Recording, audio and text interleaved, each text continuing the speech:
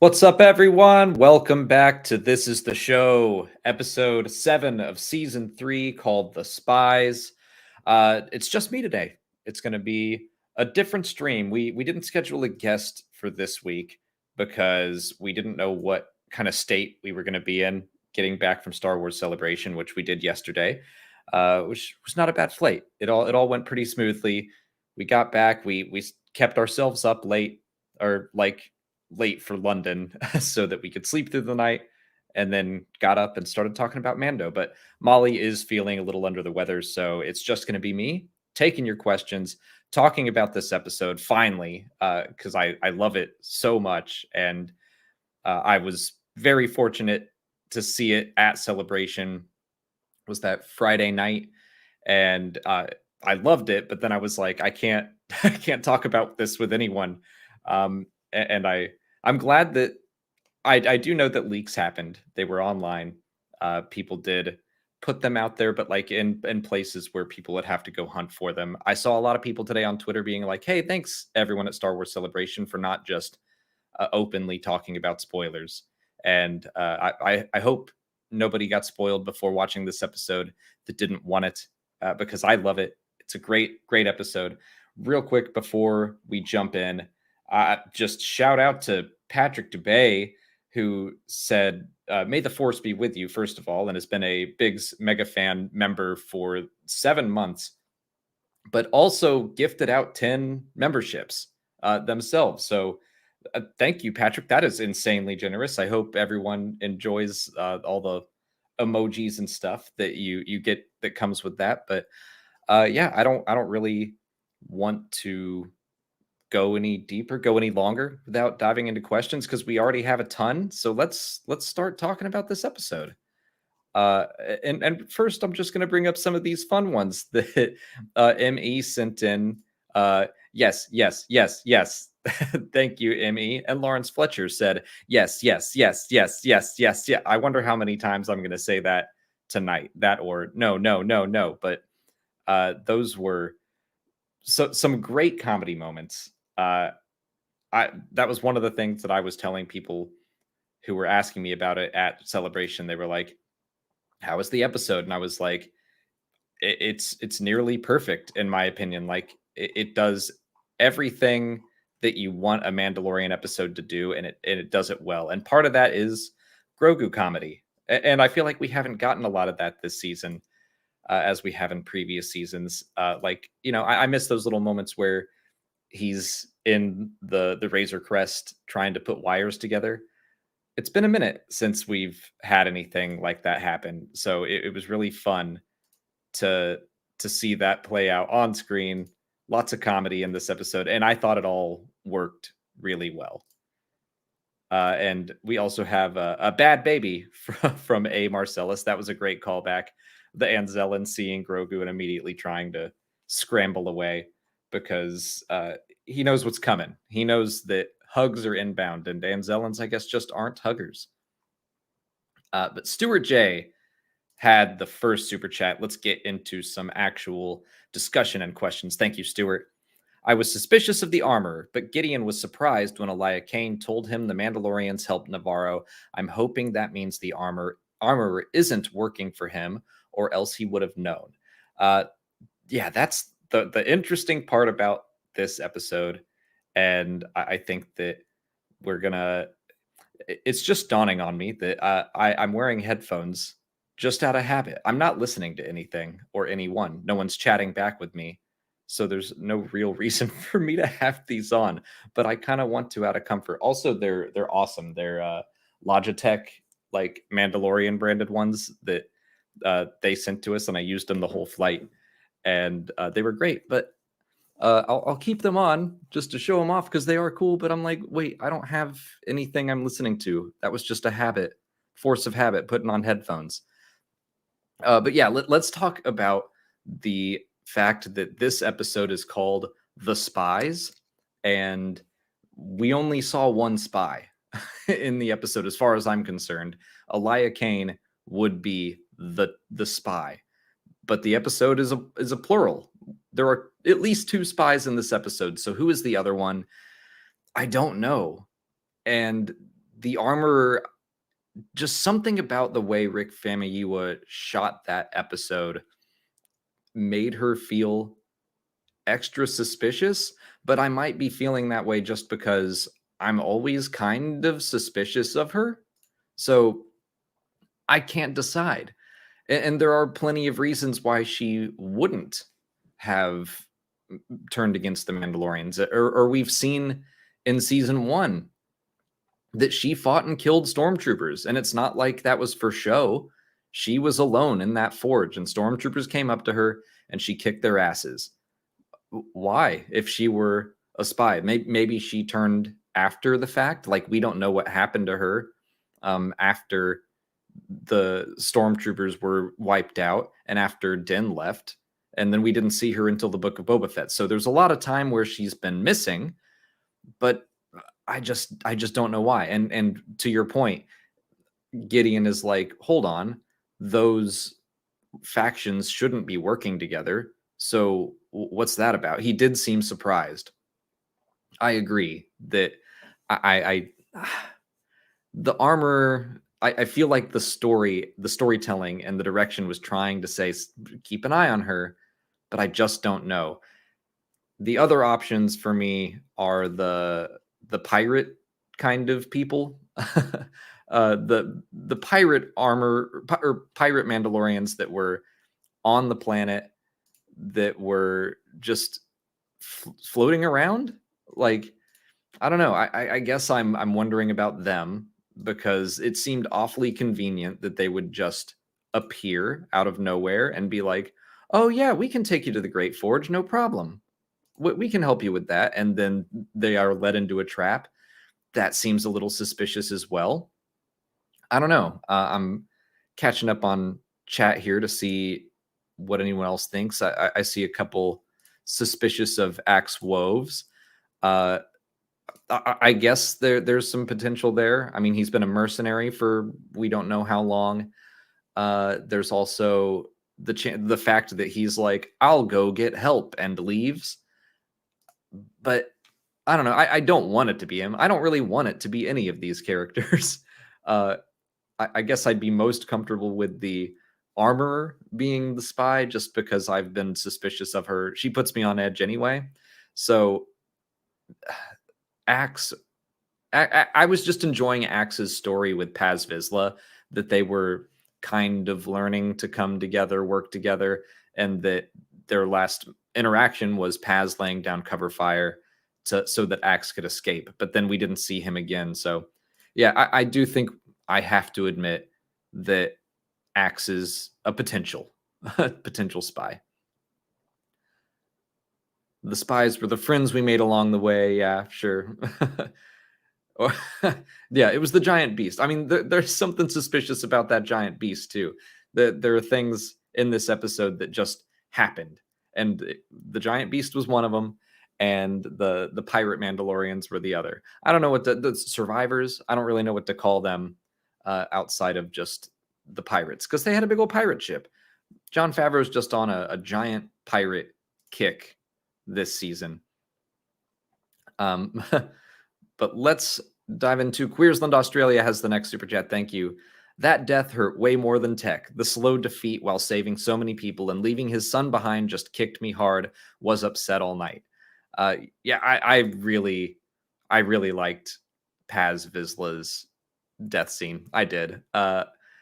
He was a character that I found to be frustrating back and forth. I mean, he's part of the covert. He's part of the cult side of things that was really a stickler for the rules and was always on Din's case about something. He was always being a little bit annoying, but then he would have those cool moments. I mean, this was his first episode, but made larger, where in chapter 3, he comes up and he's being a jerk to Din, tries to take his helmet off. They get into a fight, but then at the end of the story, he helps Din escape with Grogu and says, "This is the way." And I've really been harping on that the past couple episodes of, like, sometimes, and it's usually Paz Vizsla will say, "This is the way," and it's about something dumb. And I just roll my eyes at it. Like, you get to sit by the fire because you're the party leader. This is the way. Like, shrug, walk off. But man, sometimes you can say this is the way, and it's just a huge fist pumping moment. That's what this was. I absolutely loved when he like slammed that door closed and said, "This is the way." I kind of think, you know what? I don't think he even could have escaped because Bo Katan didn't cut that hole really big, and he's a big guy. He's got a lot of armor on, but part of me is like, I think he could have made it. But again, kind of just what the story is telling us is that there were a ton of stormtroopers and they were going to get caught. He needed to allow them time to escape. And the fact that he destroyed them all, I loved that. That he was like, oh, I actually might get to leave. Like, my sacrifice didn't even happen. But then, of course, the Praetorian guards come out. Uh, it's funny that, I try to keep the channel family friendly because Star Wars is very kid accessible, even though that part in this episode was pretty violent. And it even says on the Disney Plus thing, it's like, there's intense violence in this episode. But when they walked out in the theater, me and my friend Boomstick, we were sitting next to one another, and both of us at the same time yelled, "Oh, S word!" Uh, so, man, being in that room was a lot of fun. I didn't get to go to the Obi-Wan Kenobi screening in Anaheim, so I was like, I really do want to go watch The Mandalorian with a bunch of fans and just feel that energy. And it was great. Would recommend. But A. Marcellus, thank you for the next super chat. This whole situation with Gideon, Thrawn, and Mandalorians is probably going to spill over into the Ahsoka show.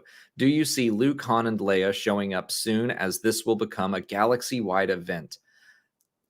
So, something we have talked about before, like especially with all the deep fake stuff, is that it's very it's very expensive.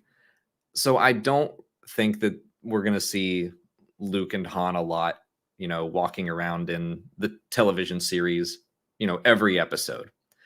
But now that they've announced a movie on the way, I'm like, I could see it. I could see that happening more. I personally don't think they should deep fake Leia. I think that Luke and Han, having Harrison, having Mark Hamill acting the parts out, I think that's a different case. I still think all the deep fake stuff is a little dicey, even with the living actors, but I don't want Lucasfilm to get in the habit of doing the Grand Moff Tarkin thing and the Leia thing just because they can. So I don't know. I definitely think that you're right that this is going to grow in scope. I would kind of like it if we get to, let's say they do the Battle of Bilbringi, just like let's go with the parallel in the Legends books where the final battle of the book, The Last Command, the Thrawn trilogy, it takes place at the Battle of Bilbringi. And I think it would be cool if they did something like that. And we saw the Falcon flying around, and we saw Luke's X-Wing flying around with Rogue Squadron. Like, if we knew that they were there, but the story stayed focused on Din and Bo-Katan and the Mandalorians and whoever continues to come into all of this. I think that's where the story should remain focused. And then, yeah, Luke's been in the show a few times already, so he'll probably pop up. Harrison just did the Indiana Jones 5, where we've seen quite a bit of deep fake for him. I think that's less likely. I'm always going to say it's probably not going to happen with Harrison Ford, but I do think that you're right that things will continue to spill over into other arenas. They're definitely going to keep telling this story in Ahsoka, but yeah, I don't know how involved Luke and company will be in the end. Joey Mazakes, thank you for the next super chat. Hola, Star Wars Explained. Was Gideon implying those were clones? Maybe. I don't know. I didn't really get that vibe necessarily, but I think you could be right. I assume you're talking about like the Imperial Super Commando style stormtroopers. Yeah, I think they could be, and we don't know still what his full plan is. He said he's like basically taking the best parts of every society so that he can make one really great army to control the galaxy. So maybe those were clones. I'm gonna assume for now that they were just regular troopers, regular people, because it sounds like he was working with Dr. Pershing to make force sensitive clones or something like that. Um, but it could also, if we're still going to the mine of Heir to the Empire in the Thrawn trilogy, it's possible that instead of trying to make force sensitive clones, he is trying to use metachlorians to make clones faster, because that's what Thrawn was doing in those books. Is he needed a clone army, but he needed them really fast, and this was even before Camino and all that was created. We're talking early '90s here. So basically, there was this whole thing where clones could not be grown super fast because of the force. I forget exactly how it all worked, but he had to like get Salamiri, which were these creatures that blocked the force so that the clones could grow up faster. So maybe instead of doing the Salamiri thing, maybe metachlorians are meant to help clones grow quickly. I don't know. We've all been assuming it's about force sensitivity, but maybe it's something different. But I guess for now, I'm thinking that he is still trying to figure out his clone army, figure out how that's all going to work, and it hasn't worked so far, but we don't know. Mark White, thank you for the next super chat. The question on everyone's mind: do you think the mirror Rey looks into on Octo is a Kyber mirror like those in the Battle of Jeddah? Yes, I do. I think that that was meant to be a Kyber mirror. But okay, more on topic. Who are the titular spies? It can't be just Kane, the armorer. Yeah, okay, we did kind of talk about that already for a good bit, but yeah, I don't know. I do think we're gonna find out next week. I think with a title like The Spies, someone's going to betray someone else. We're gonna find out. Molly pointed out for an argument against the pirates being spies that she thinks we would have seen that this episode, and I kind of agree. Like it looked like they got trapped with all the other Mandalorians, that the doors slammed down and they were stuck in there as well. It's if they were leading them into a trap, it seems like they would have been on the back door. So Din was in the front with a few others, and then Bo-Katan and her people, and the other pirates would have been like, "Ha, we got you." But I don't know. I think that those are the possibilities: the armor, the pirates, or axe wolves. People are throwing axe wolves out there, and I'm like, I can kind of see it. But yeah, I think that it's good that there are clues for several people, and now we're debating it, and we don't know. I like that. Uh, Joey Mosaics, thank you for another super chat. Legends has Luke. Will canon get Ezra? Man, I hope not. Um, I was doing my breakdown of the Ahsoka trailer today. That's going to come out tomorrow because I didn't get a chance to at Celebration to do like a real frame by frame. Let's really slow this down and dissect it. And I talked about how we got the Heir to the Empire call out. Like she says those words, and some people thought that was a little too on the nose. I'm all for it because I think it's nice to just nod at those books and say thank you for keeping Star Wars alive when nothing else was happening, and help you like they very much shaped Star Wars and continue to do so. They shaped my fandom, so I was really happy with the call out. But I do not want a direct one-to-one adaptation of that story because there are some weird things in it, like Luke. And yeah, I don't need a clone Ezra. I do think that there are going to be parallels between the Legends and canon versions of the story, but I hope clone Ezra is not one of them. Lord Hosk, thank you for the next super chat. Does Gideon have the Force? Speculate responsibly. I don't think so. Not yet. If he might be trying to find a way to get it, and I think we were making those guesses back in season 2, back in episode 4, when we saw whatever was going on in those tubes, and Dr. Pershing is like, the people are these clones are rejecting it and they're dying, and it was like, is Gideon trying to get Force sensitivity? I think that's probably one of his goals. His talk about taking from all the civilizations and that everyone has something to offer. I think that's what he wants. I think he made himself this Beskar alloy suit, and I think he's going to continue to just pull from different things. So the cloner side of things, that might just be an army for him to control. I think he probably has Force sensitivity on the mind. I don't think it'll work out, and I don't think he knows that, and he's probably not taking no for an answer. But I don't think he currently has the Force.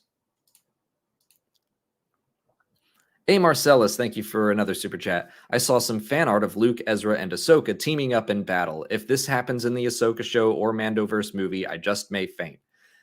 Luke, I think, is a real possibility.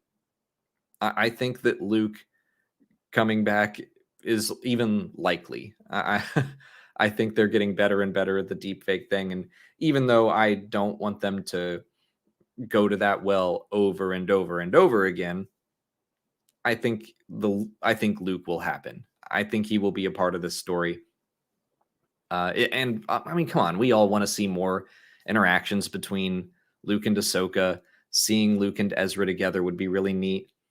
Yeah, seeing him in action at this point in time. I mean, it was great in season 2 of The Mandalorian. It would be great to see it again. But I think the movie seems like the most likely place for that. Thrana Del Rey, I like that username, and thank you for the super chat. What an episode. Paz went out like a beast, but I can easily see Ragnar somehow finding a way to hold it against Din, Bo, and Grogu. Will be interesting to see where his story goes either next week or in the years to come. I agree, and I was sad for Ragnar that we found out that, oh, Paz has a son, and now it's like, oh, and now Ragnar does not have a dad. And the idea of foundlings has been brought up so many times, and now, I mean, Ragnar was already a foundling, but now he's an orphan as well. So who is going to take care of this kid? Who's going to take him on as an apprentice? Maybe Bo would. I could potentially see that. I mean, she walks both worlds. She is experiencing both sides of Mandalorian culture, and she's been pretty accepting of it. So if she sees that, oh, Paz Vizsla died, left a son behind, and he died to save us, I could see Bo-Katan taking that on. Ooh, I also like the idea of, as long as he's not a spy, Axe Woves would be kind of nice, just because he and Paz were like the two faces of the opposite crowds. And they just kept on making not faces at each other because Paz had his helmet on, but they kept staring each other down. And then they were playing Mandalorian chess and they got in the fight over that. But we saw them immediately after that work together to save Grogu and fly him off the boat, and then work together to get reinforcements. Whether or not that pans out, I don't know. But I liked that little mini arc of them finding understanding. So I think I like the idea of Axe Woves being on the opposite side of Mandalorian culture, saying, you know what, your dad, we didn't see eye to eye in the short time that I knew him, but he was honorable, and he died like a Mandalorian should. So he might want to take on Ragnar. Queersland, Australia, thank you for the next super chat. What is Project Necromancer? Starkiller or Palpatine? I This is an interesting one that I'm definitely want to try to dig into and find out, or like think about, because I kept thinking of Project Resurrection. When they said Project Necromancer, I was like, wait, they've brought that up before, haven't they? And it, I was actually thinking of Project Resurrection, which Brendel Hux was still a part of. But Necromancer, I mean, it sounds like it should be Palpatine, like bringing the dead back to life. But it just seems like the people in that room shouldn't know about Palpatine. It seemed like Palpatine saying, hey, guess what, everyone? I'm still alive, was a surprise to the whole galaxy. So, yeah, I don't know. I'm gonna go with, for now. I mean, that's the obvious answer, but it also could just be the Imperial Remnant trying to bring the Empire back from the dead. The organization, not necessarily the Emperor, the person, but it could be either. It could be both. It could be Snoke. We don't know. The only thing that is giving me pause is the fact that no one seemed to know about Palpatine in The Rise of Skywalker. But then again, there were some people like Enric Pride. He didn't seem surprised at all. He was like ready to bend the knee to Palpatine the entire time. So I think some people knew and some didn't, but I get the sense that, at least in the books or even in the films, like I don't think Armitage Hux knew. He seemed surprised. So I don't know how much Brendel Hux knew. Uh, Scott9, what if Necromancer is undead clones used as death troopers? I've seen a couple people say it could be zombie stormtroopers again. I don't think they're going to do that in this. It'd be a really fun, like very special Halloween episode of The Mandalorian if they did death troopers at one point. But yeah, I don't know. The most obvious answer sounds like Palpatine, but I'm not sure it totally works. So we'll just have to wait and see. Julius Rutgers, thank you for the next one. Just press F for Paz Chad Vizsla. Yeah, I really am glad that he died in a way that I liked him. Where I didn't always like the character. I liked the character, but he was always an antagonist to Din. And this season, he really got to shine, and I appreciated that. And I came around on him, and I'm like, feel like I judged you too harshly, Paz Vizsla. I'm sorry. So yes, F's in the chat. Stuart J, thank you for another super chat. How did you react to Gideon without his mustache? You know what? He doesn't deserve a mustache, frankly. So I was glad to see that it was gone. But yeah, I honestly, I don't know that I noticed it. I think I did when I was looking back at some previously on footage. But when I first saw him, I didn't immediately go like, oh, no mustache. But that's probably because I always thought he didn't deserve one. He was trying to pull it off and he couldn't. He's too evil. Gio Flores, thanks so much for the next super chat. Hey, Alex, ugh, what a great episode. Random, but did you get the Cobb Vanth 2-pack with Cad Bane from Target? Yes, I did, Gio Flores. Yes, I did. I pre-ordered it today. Not for the Cad Bane figure, although I'm glad to have it, but it's I committed myself to getting all the Cobb Vanth merch, and the second I saw that, I think yesterday, I literally went, ugh, like I just spent so much money at Star Wars Celebration, and now I have to buy this too. But yeah, I did. Julia Christine, thank you for the next super chat, and I don't see a message along with it. If you have one, put it in the chat, and Molly will grab it for me and send it over. But Thank you, Julia. WC1376C, thank you for the next one. Come on, we all suspected the armor. Yep, still do. And that's like, I suspect her so much that I'm waiting for them to be like, nope, we tricked you, and go in the opposite direction. I would be totally fine with that.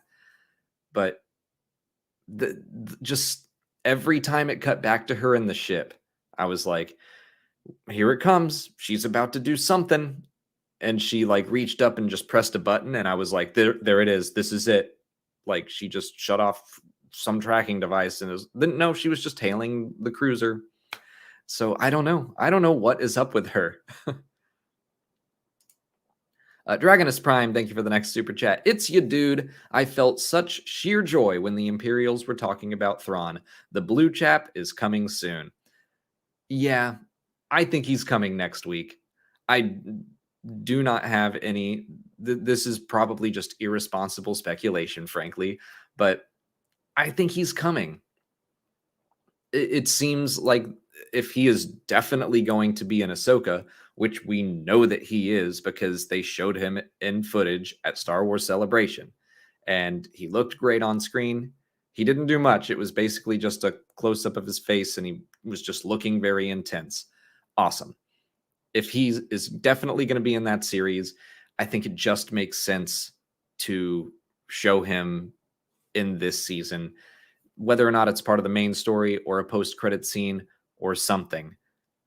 I think we're going to get a glimpse, because I also think that because they showed us the picture of his face, or that image, it's not released publicly, but it's kind of like the fact that they put this episode out on Friday, where, you know what, we know some stuff is going to get out, but we want to have something special for Celebration, and it's less than a week away. So I think they knew the risk was low, and that some people, like, if they were diligent, wouldn't get spoiled. I kind of think that they were like, you know what, we're not going to put Thrawn's face in the main trailer for Ahsoka, but we will show a little bit extra to people at Celebration, because it's less than 2 weeks until they're going to see it anyway.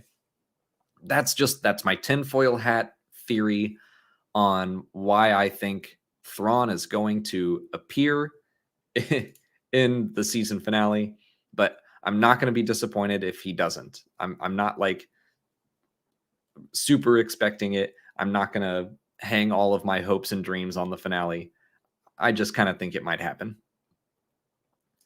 Sean Roon, hey, miss you already. We got to hang out with Sean at Star Wars Celebration the whole weekend, but thanks for becoming a Biggs mega fan. Brian Ferreira, thank you for the next super chat. There was a rather pretentious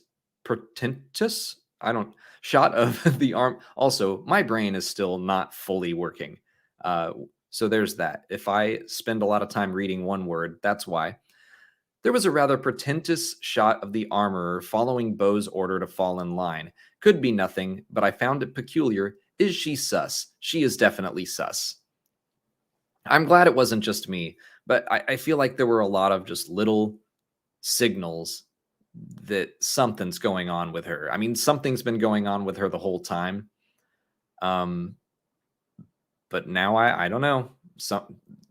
They just kept lingering on her in certain shots. And I think it's weird that she was like, hey, I'm going to get off the boat and take these hurt people back to the ship. Like, on the surface, that feels like a perfectly honorable thing to do. Got it. But the fact that she did it right before she was like going to go back to the Great Forge, like, what, 2 or 3 episodes ago, she was talking about how great it was, and I'm sure she would want to go see it again. But right before you go there, you're going to hop off the boat? I don't trust it. But again, there's like other things in the back of my head that's like, she has fought stormtroopers before. So what is the deal? She fought stormtroopers. Gideon seemed surprised. There are arguments for and against, and I like that. I like that it can go either direction. Brian Ferreira had a super chat, but I don't see it on my list here, but I see it on the list here, and so I'll read that out. It says, I loved the shout out to Luke when Bo says Grogu was well trained. Is that how you saw it? Yes, Brian, it is, and thank you for the super chat. But yeah, first of all, that's probably my favorite moment of the episode is when Axe and Paz are fighting and no one's stepping in until Grogu does and stops them both and is going, no, no, no, no. Oh, because it's cute and it's funny, but it's also powerful. And it took what was a joke where he's just like slamming yes, yes, yes, and causing trouble and being chaotic. Like that was very funny. And it was such good setup for a very powerful moment of like, everyone listen to the baby. The baby is telling you to stop. And it's funny. I put in my review, I wrote out that like the smallest and the youngest of them. And I think it was Lord Hosk in the comments said, it's like, well, he's definitely not the youngest. He's 50. And I'm like, yeah, okay, fair point. I genuinely forgot about that, but he is still a baby. And it immediately made me think of that Clone Wars line. If you saw my review, you know this, but like hate is taught. You're not born with hate. You have to learn it. And the same is true of like division and these two different cultures not understanding one another. And Bo does say that, what they hate each other despite despite having never met and knowing very little about one another. Like they just look at the other group and they're like, they're different and we don't like that. And Grogu's not like that. He is the most different one there, but he's still a Mandalorian. He is still accepted as one, which I love that. And I love that both Paz and Axe are like, yeah, okay. Like they calm down. they just listen to the baby. But yes, to your question, did I see that as a shout out to Luke's training? Yes, I did. I thought that was Jedi training. When Din said, I didn't teach him that. Well, yeah, then Luke did. That he's only, or Keller and Beck. But I'll take it as just overall Jedi training.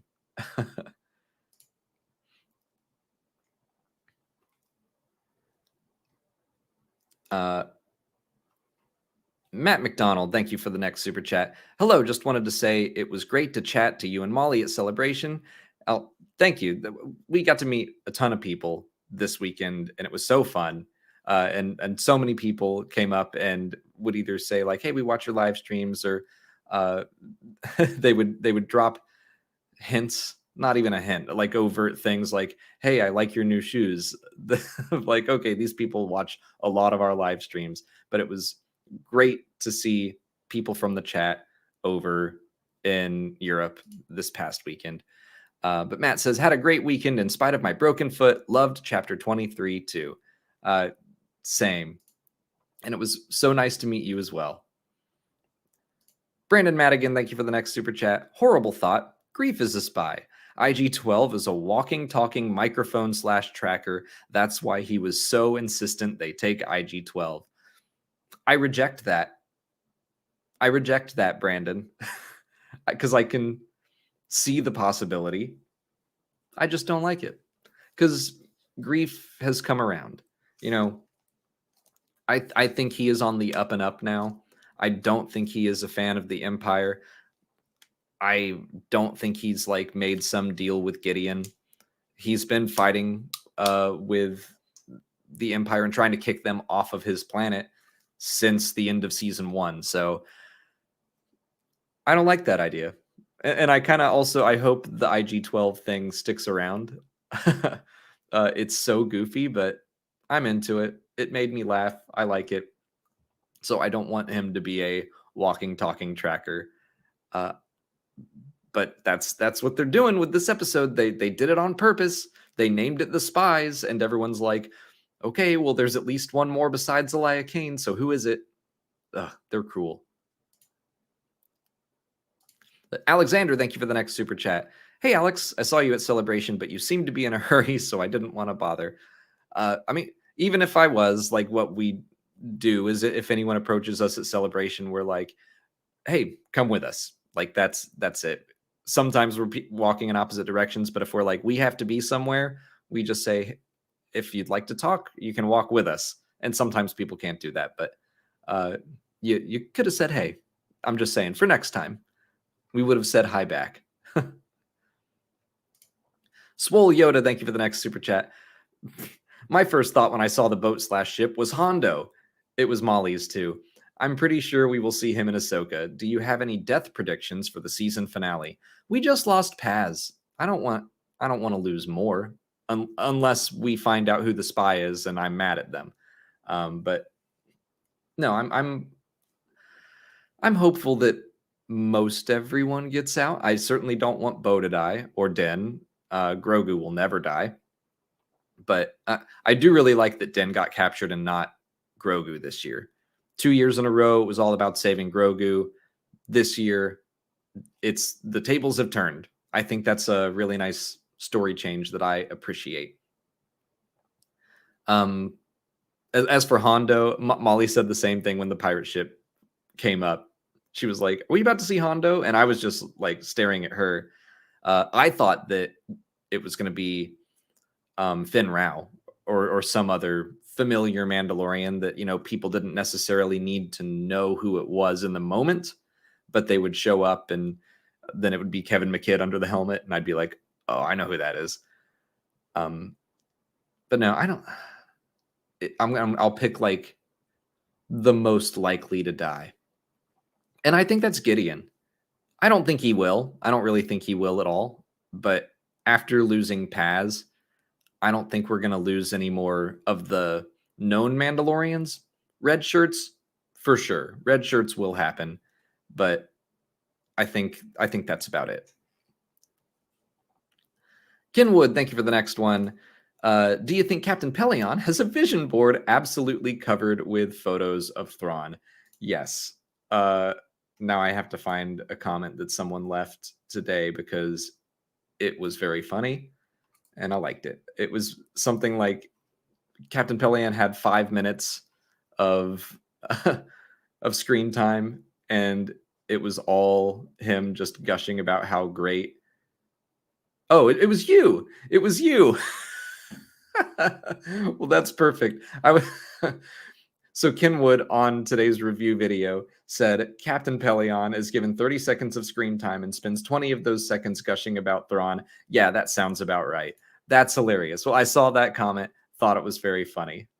So yeah, I do think he has a vision board. Elliot Finn, I was going to say, great to meet you at Celebration. And you're saying that back.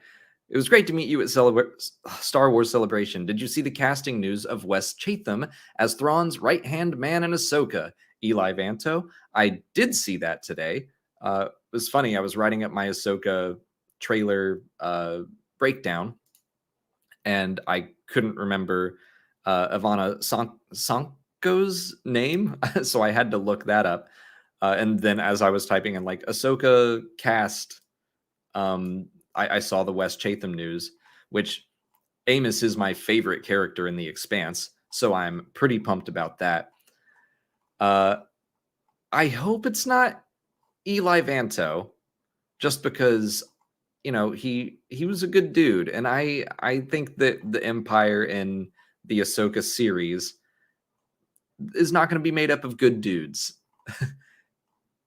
But there is, okay, now we're going real deep into some stuff, but and I almost don't want to talk about it because that could be getting into spoiler territory, even though, like, I was going to talk about, if you know, you know, in Legends, in The Last Command, the character Rook is a bodyguard to Thrawn, and some stuff happens with him. So Rook was in Star Wars Rebels and is now dead, so he can't play that role.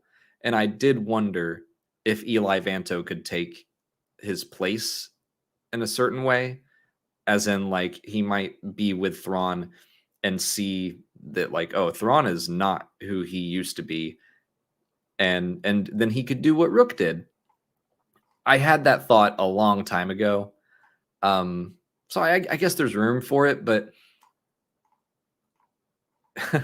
and also my instinct is always to be like, I'm not going to expect book characters to pop up, but after Cobb Vanth, I do think there's potential for Eli Vanto. I I kind of assume he's still off in the Chiss Ascendancy, but who knows where Thrawn went? Maybe he went to the Chiss Ascendancy. Maybe we're gonna have a lot of Chiss in this series. I don't know. But Eli was such a sweet and innocent soul in the books that I don't know how imperial he would be, you know. And like he left the Empire to go join the Chiss Ascendancy for a reason. So I don't know. It'd be interesting if maybe Wes Chatham is going to be playing a Nogri character or something like that. Like it won't be Rook, but it could be it could be Rook's brother. I don't know. I don't know what they're gonna do. But regardless, I was excited by that news because Amos is the best. Love that character in The Expanse. If you haven't watched The Expanse, it's very good. It's all on Amazon Prime. If you liked Andor, it's along those same lines. Very heavily political, very much a slow burn. But once you get into it, it's like you just can't stop watching it. It's very good. But Jose Armaiz, thank you for the next super chat. So are we getting closer to the Battle of Jakku? We're getting farther away from it, actually, because the Battle of Jakku happened 4 years prior in the timeline. So the Battle of Jakku was supposed to be the end of the Galactic Civil War, and that's when Coruscant surrendered and all that. And now we're at the time where the Imperial Remnant is around. There were warlords that kind of stuck around, and the New Republic tried to mop them up. Now Thrawn is coming in, and it seems like he is trying to reorganize whatever's left. And then we might see eventually, after the Imperial Remnant is defeated, that Brindle Hux and whoever survives that, whatever's left of them, I guess is going to go off into the unknown regions, which, speaking of, at the end of the Battle of Jakku, we kind of already started to hint at that. And the character of Rey Sloane, I feel like she should have been in that Shadow Council. Really would have liked to see her there. Where is Rey Sloane? She is a great book character that made her way into the comics, made her way into the video games. So I think that there would be some good connectivity. Like, she is more prominent in the Aftermath books by far than Cobb Vanth. And if they looked at him and pulled him in, I think Rey Sloane would be excellent to come in as well. Hopefully she does. King Snake 41st, thank you for the next super chat. Only one thing that bothers me is that Bo's Mandos didn't help fight the pirates. It was just Bo and Din's covert, so Elia wasn't exactly right. Yeah, you're right. I think she was just kind of communicating to Gideon that these people have started to work together. And really the idea that Bo-Katan fought the pirates at all and was working alongside the Mandalorians, the Children of the Watch. I think that news was what really upset Gideon and like set him on alert that Bo-Katan would be willing to work with the Children of the Watch is alarming, because then he's like, well, now she could go out and get those mercenaries and bring them back, which is exactly what she did. So yeah, I think it was more about Bo-Katan helped the Children of the Watch. They are starting to work together and cooperate, and that's not good, according to the Empire. Quick water break. Cole Prather, thank you for the next super chat. Just wanted to say thanks to you and Molly for being the pinnacle of positivity in the Star Wars community. You guys find the best in all Star Wars. Thank you. That is genuinely what I try to do. I mean, even if it's a book or a show or episode or whatever, if there's something I don't enjoy, it's just like, well, I'm gonna put that over there, and I don't have to read it again. But even when some stuff pops up that it's just not for me, like it's not that big of a deal because there's so much more in Star Wars that is for me that I do really enjoy. It is pretty rare that something comes out and I'm like, I didn't like that at all. There's always something fun about it. Like what was that? The book Battle for the Arena. I mean, to be fair, I kind of blew through it really fast because so much else had just come out. It came out at the start of March, and it's the Star Wars Hunters tie-in book. It was okay. Like, didn't really do much for me, but it did introduce the new musical genre of gonk rock, and that I'm very into. Marco Dega, thank you for the next super chat. Which armor do you prefer? These new Mando-like troopers or super commandos from Rebels? I prefer Rebels, but new ones fit Gideon's aesthetic more. I think I like the new ones because, first of all, I don't think they're all Mandalorians. The Imperial super commandos, those were like, we are Mandalorians who have joined the Empire. I guess right now I'm assuming the new Imperial Super Commandos are just regular Imperial troops in Beskar armor. But yeah, I think I like the design of the new ones more. They're very similar, but I like that it's more of a marriage of Mandalorian and Stormtrooper helmets. But yeah, I agree that they definitely fit Gideon's aesthetic more so than the old ones. And I'm just like, I don't want more Mandalorians to keep fighting their own, which I'm sure they will. I won't be surprised if we've run into some like white armored Mandalorians at some point. Guiguyo, thank you for the next super chat. Gideon is not a fan of Thrawn's return. The cloning plans are not here only to tie with the sequels. I like the nuances this episode introduced. Me too. The Shadow Council stuff was great. That was the scene that they showed at the panel. When they were talking about the Mandalorian, they were like, hey, do you want to see the first scene from episode 7? Before they announced we would get to see the whole episode. And man, I loved it. And I think I'm always going to remember sitting in there and seeing that mustached Imperial officer. And I was like, is that Captain Pelion?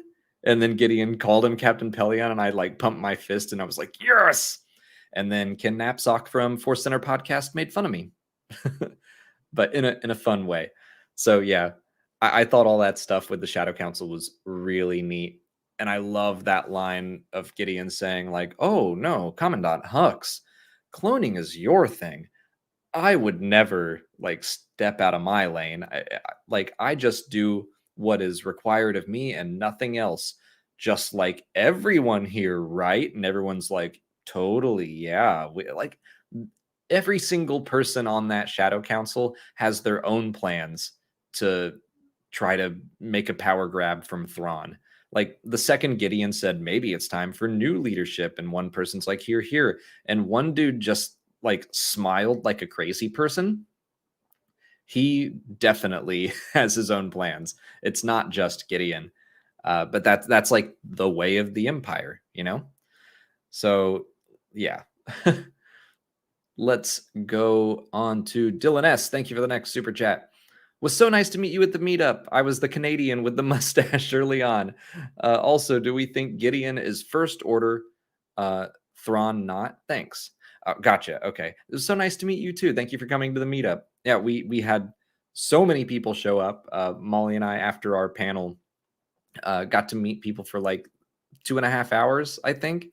It was and a ton of people were like waiting first in the sun, and then it got really cold. So it was like hot and cold, and the weather couldn't decide what it wanted to do. But a ton of people waited around, and so thank you, especially if you were some of the people that had to wait until the end. I don't think the First Order is a thing right now. I think that they are the Imperial remnant, and they are going to get shut down again, just like they did in Star Wars Legends. And then the survivors of that are going to become the First Order. So Brindle Hux will be one of those people. But Gideon, I think, is full on Empire. And same with Thrawn.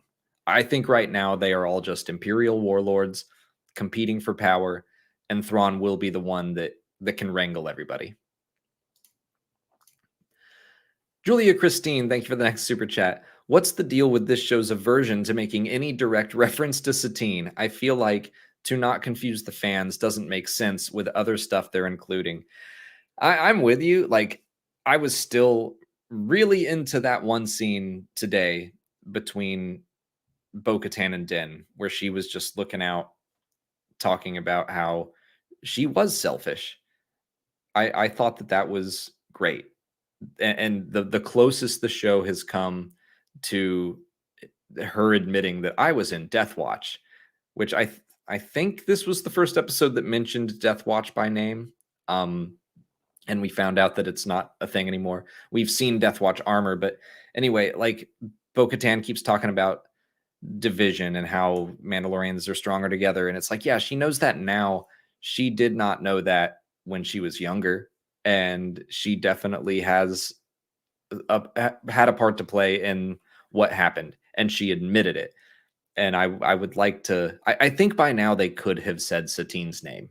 Like, she has talked. Bo-Katan has talked about how she was part of the royal family. She could have said, "My sister was the ruler, and I fought against her. I opposed her rule." Something like that. I think you could write a quick line or two to just name drop her, if nothing else. Maybe we're just gonna slowly build to it. I'm not sure, but I agree that I think it could be done. Samuel Masson, thank you for the next super chat. How long do you think this spy has been supplying info? The Imperial base seemed too pretty well set up to be a new thing. I don't know that the spy who, I mean, the thing is, we don't know what the spy is doing or what what they're providing information on. But I guess I do assume whoever they are would have known that the base was there. And yeah, I think that the base has been around for a long time. I think once the Mandalorians were knocked off the board, the Empire probably moved in. Which, you know what? That's another argument for the pirate Mandalorians, I think, that they talked about how, first of all, I just thought it was convenient that they had survived and they were just floating around. And he said, "We survived by migrating on the surface." And then he said, yes, some tried to go underground and they never came back, which could be the Empire taking them out. Or it could be that creepy thing from the second episode, the cyborg, which did seem to have a collection of Mandalorian helmets.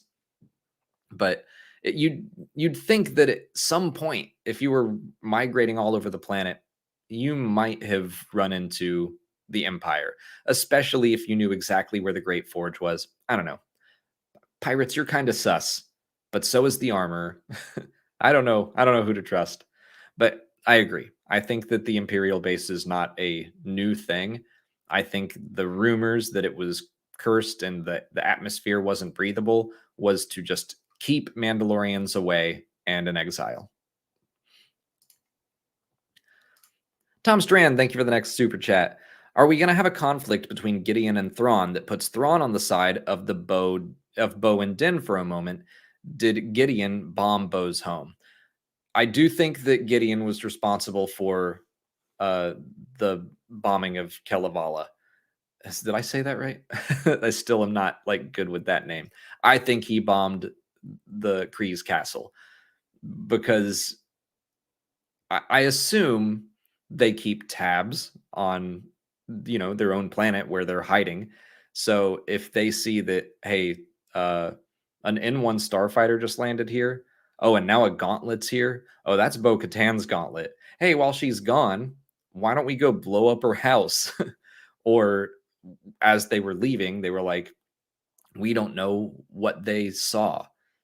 they might have found out that the Empire is here, and that's why like the TIE interceptors come out of nowhere.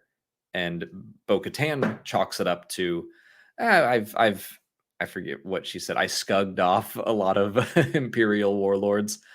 She's made a lot of enemies, so I think that she was just assuming that's what the attack was about. But yeah, with Gideon in such close proximity, I would assume he was the one that bombed her house. As for Thrawn, yeah, like I kind of could see Gideon getting shut down by Thrawn. Like he's obviously making a power play, and Thrawn's a smart guy. Thrawn's gonna know. Gideon's talking about how, oh, information is my business, but like Thrawn is smarter than you. So he's gonna show up. And wouldn't that be a good introduction to the character? To have someone come in and outwit the person who's been the main villain for the past 3 seasons, even though I wish the character got more screen time across the entire board. But still, he is supposed to be the one outwitting the Mandalorian. And if then he comes and gets outwitted by his own team, I think that would be a pretty solid introduction for Thrawn. I hope he doesn't kill Gideon. I hope he just comes in and puts him in his place and says, "Hey, your little power play is over. You work for me." But we'll see. We'll see what happens. Fudge David, thank you for the next super chat. I thought the new Stormtrooper helmets looked awfully similar to the First Order helmets. Yeah, I think that they're really looking at all design elements. They're also very similar to the Imperial Super Commandos that we see in Star Wars Rebels. So I do think they're taking Mandalorian inspirations, but then the shape of the helmet is like, yeah, it's starting to look very First Order Stormtrooper. Not to mention we had Praetorian guards in this episode. I definitely think they're looking ahead and saying, all right, we're headed to the sequel trilogy and looking back at where they came from and Star Wars Rebels, and they're like, all right, let's find a middle ground and marry the two. Hugo Ease, thank you for the next super chat. I recall my hashtag tinfoil about the Sith red shining on the helmet at the tail end. Oh, yeah, okay. The Sith red shining on the helmet at the tail end of the intro to The Mandalorian, tying that to Gideon, and was scoffed by Alex. I prefer my virtual cookie oatmeal raisin. I have to remember everything you said. I do remember that theory that like because I mean I still don't think they're hinting at anything with the red and the blue in the introduction, uh but hey, if you do it again, if you keep this up, I will consider you a prophet, and I will make you a batch of virtual cookie oatmeal raisins. That would be, I mean, if you to see how long you could keep it going of being like, all right, something bad is going to happen in the next episode because this week the droid was blue in the intro. I'd be impressed. Brian Ferreira, thank you for the next super chat. I have two minor quibbles with this episode. They fly now and they have Beskar armor now. Is that a new problem? Oh, is this a new problem for the ST? Well, the Beskar armor is definitely not something that the jet troopers or whatever had in the sequel trilogy in episode 9. Like those were just normal stormtroopers flying around with rocket packs. And the flying thing, like this is not the first time we've had flying stormtroopers this episode. Like they've been around for a long time. We saw not just the Imperial Super Commandos in Star Wars Rebels, but just jetpack stormtroopers. So they've been flying for a while. They've been flying since the Clone Wars. That moment, I don't know why that moment made people mad in The Rise of Skywalker. Like there are moments in that movie that irked me, but that was not one of them. Like I don't necessarily think Finn and Poe were like, "Oh my gosh, flying stormtroopers, we've never seen this." I think it was just like they weren't flying a second ago and now they are. They're flying. it can be interpreted that way because a lot of people wouldn't have watched Star Wars Rebels or read the comics or played the video games where you saw flying stormtroopers. So to them, it's like, oh, a flying stormtrooper. I've never seen that before. But like to me, it works both ways. So no, I don't think either of these is a problem for the sequel trilogy. Nathan back. Thank you, Nathan, for the next super chat and for this point that I did already bring up, but I agree. Shouldn't Ray Sloan be a part of the council? Yeah, I think she should. I guess there's that might be a fun video to do to try to just dig into where she went, what's going on. We know like Brindle Hux was in the Aftermath books, and I don't think she got along with him. She didn't like Brindle. She did like Armitage. Like she was kind of protecting Armitage, if I can recall. But they were around. They were together. So yeah, I don't know where she's at. I do feel like if Brindle Hux is there, Ray Sloan should be there. She was also a Grand Admiral. So what's up with that? I agree. I would like to know where Ray Sloan is. Reefton, hey, hope you made it home safe. But chances of a certain blue-skinned alien appearing next week. Nah, I'm gonna go 55%. I think it's more than a coin flip. I think it's getting likelier, but I don't want to just be like, it's definitely happening and get my hopes up because we're gonna see him for sure in August. It looks like he will be a major part of Ahsoka. But just again, the fact that they showed people at Celebration what he looks like in some of the footage, and that was just like they also teased him in the teaser trailer, so they're probably going to tease him more, show him in the actual trailer for the series. I think the timing works out that he'll pop up. It would just be a great post credit scene. It seems perfect for it. Brian Sadati, thank you for the next super chat. Can we assume Hux Senior is in Exegol at this point? That's tough to say. And there's what we know about the unknown or the First Order and how they came to be, and they just might not be at this point yet, but they like went off into the unknown regions and like struggled to survive there for a while. And then this mysterious being named Snoke came out of nowhere and helped them survive and then took over leadership. So I I don't think he's at Exegol yet.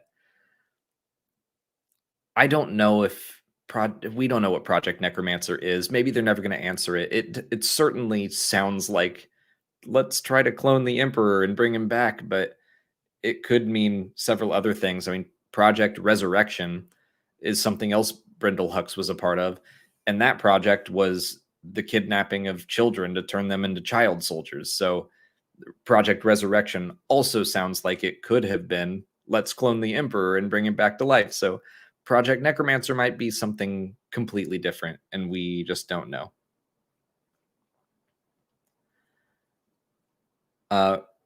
Rogelio Villalpando, thank you for the next super chat. I don't see a message with it. If you have one, pop it into the chat, and Molly will keep an eye out for it.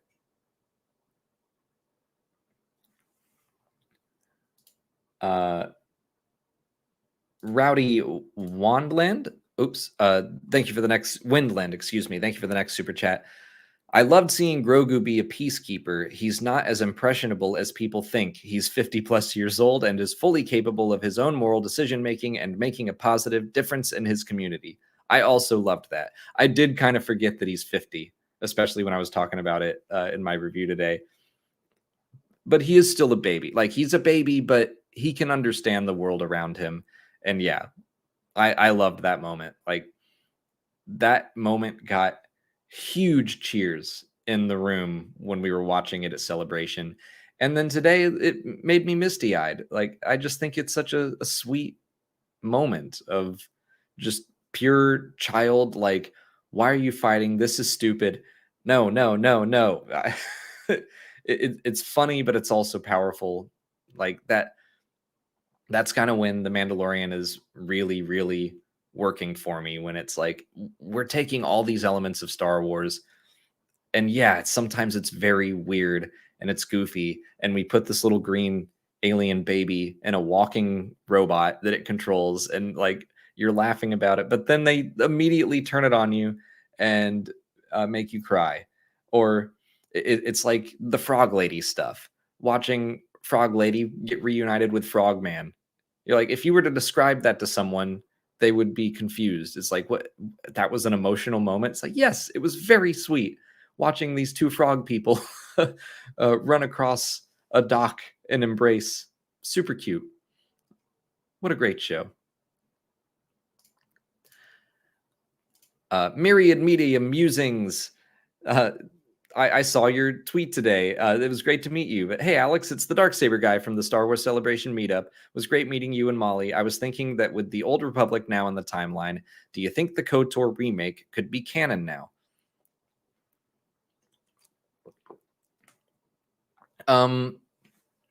Maybe. I'm not expecting that. I still think that the KOTOR remake, well, right now it's kind of up in the air. We don't know for sure if it's continuing on. I think it will, probably just at a different studio or something. But I still don't know that they're going to do, if it's going to be canon, I think they're going to change things about it, and then that would be a whole different can of worms. I think that the Old Republic is an era that exists in Star Wars, and we're going to get more stories there, but I'm not going to just immediately assume that KOTOR, the game as it exists now, would fit the way they want it to. I think that we're probably going to see some changes if they want it to be canon. But if not, I think it'll just be a faithful adaptation, a faithful remake, excuse me.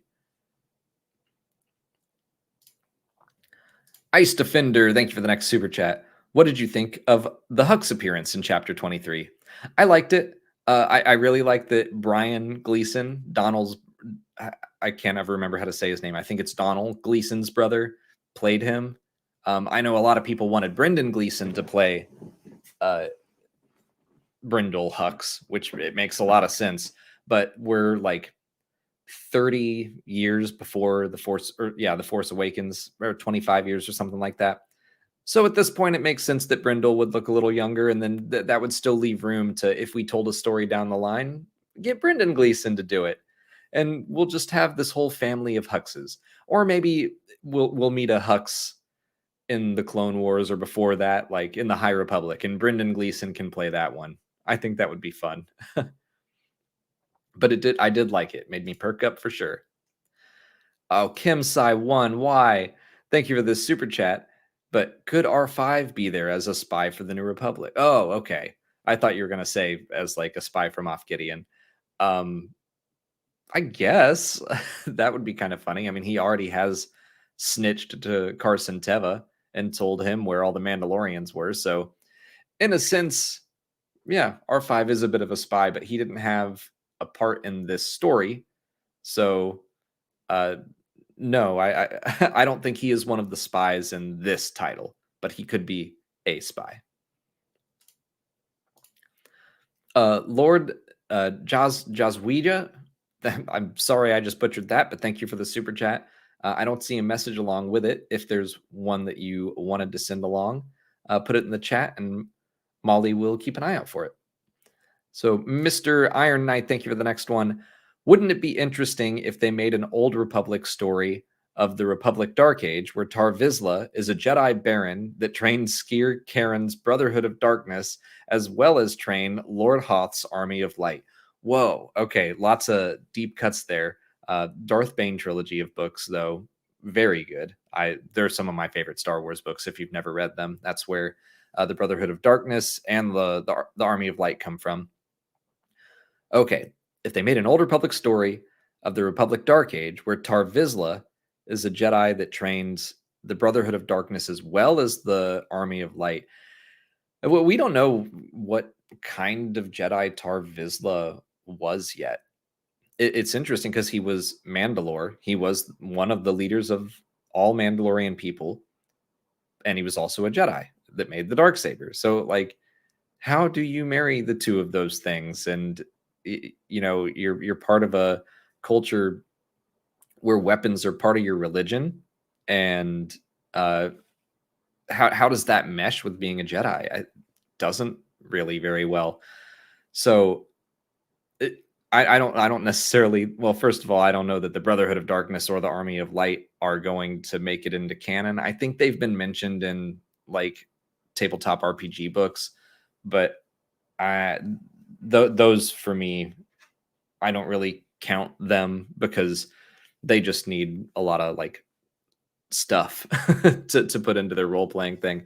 As for stories, I don't know. I think all that stuff, the Dark Age, is going to look different, but I don't know. I guess I don't want to see Tar Vizsla training the dark side and dark side users. Training the Army of Light, that'd be cool because a Mandalorian, like a warrior Jedi, that I could see him.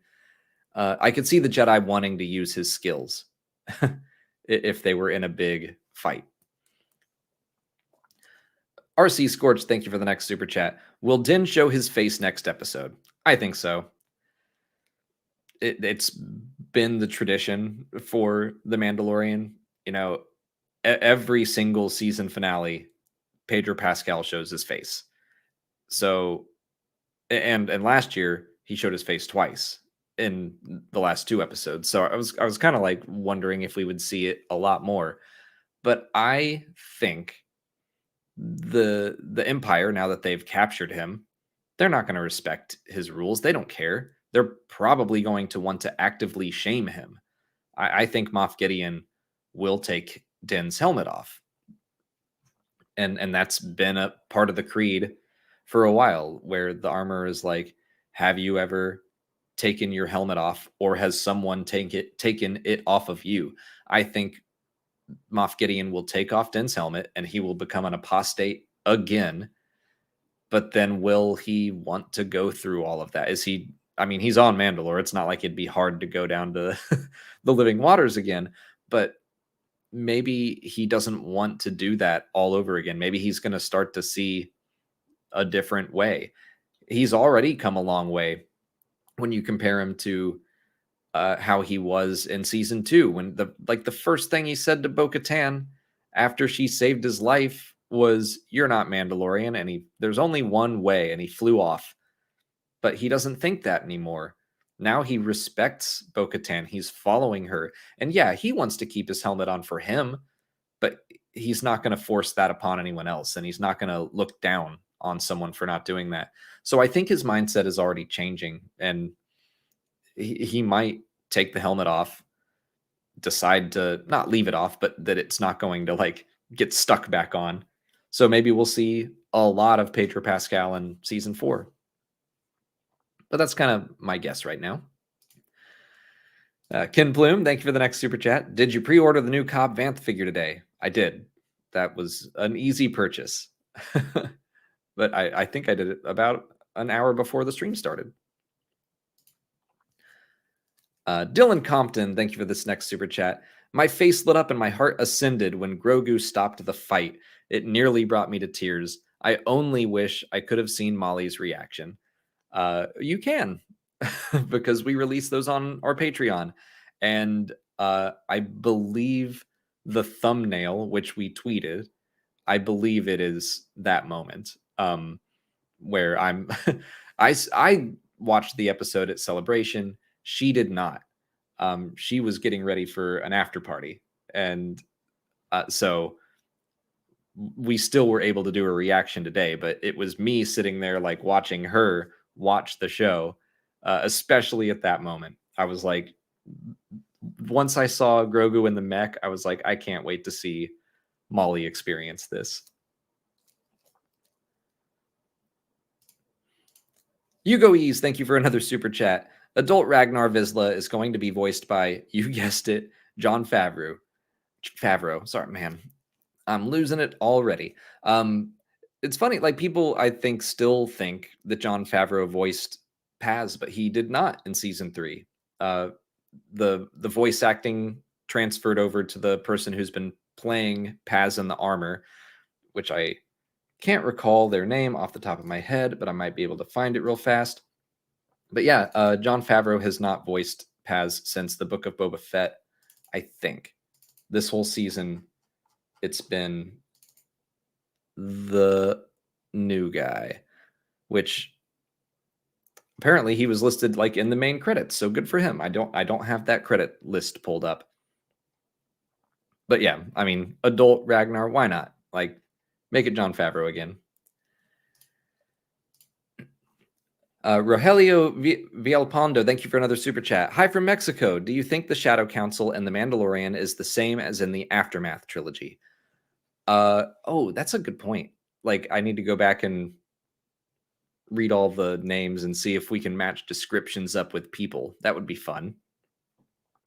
I think it's largely the same, but again, without Ray Sloan, that bugs me. I want to see where she's at, but it was cool that they kept that term.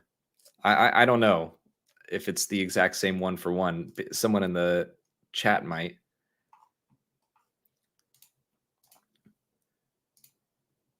Let's see. Oh my gosh. I am like way scrolled up on the chat.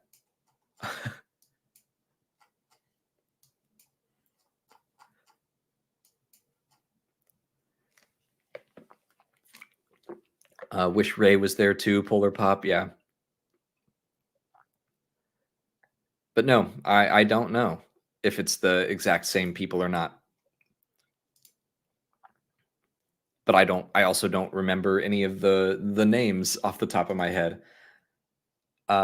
They're listed in the show as just warlords, and there are 1, 2, 3, 4, 5, 6 of them on top of Pelion and Hux. So there's 8 total, and Gideon.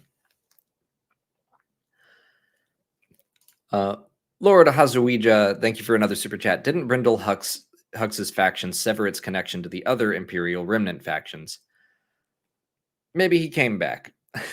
I really need to refresh my memory on Aftermath and how that all went down, but I thought Ray Sloan and Brindle Hux like left together and kind of stayed together, and then that transitioned into the First Order. But at this point, I think they're gonna do their best to make things line up from the books. I think it's gonna be kind of like Cobb Vanth, where, you know, in broad strokes, his story is the same, but not exact. I'm not expecting everything to be a one-to-one translation.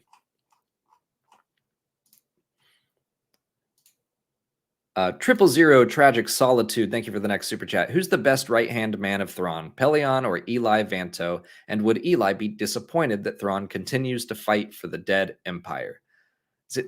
That's kind of why I don't think West Chatham will be Eli Vanto, because I do think Eli would be disappointed in Thrawn. But that's a tough question. Pelion was like my introduction to Thrawn, and you know, Thrawn is the Sherlock Holmes and Pelion was like the Watson. In just about every Thrawn story, he needs someone to explain his brilliance to. I really like Pelion, but Eli is just so innocent and good, despite being part of the Empire. Like, he kind of recognizes what he's gotten himself into. He's from the Outer Rim, and he comes to these, like, the Coruscant core, and has a tough time because he's friends with Thrawn. And I really liked that story. So I don't know.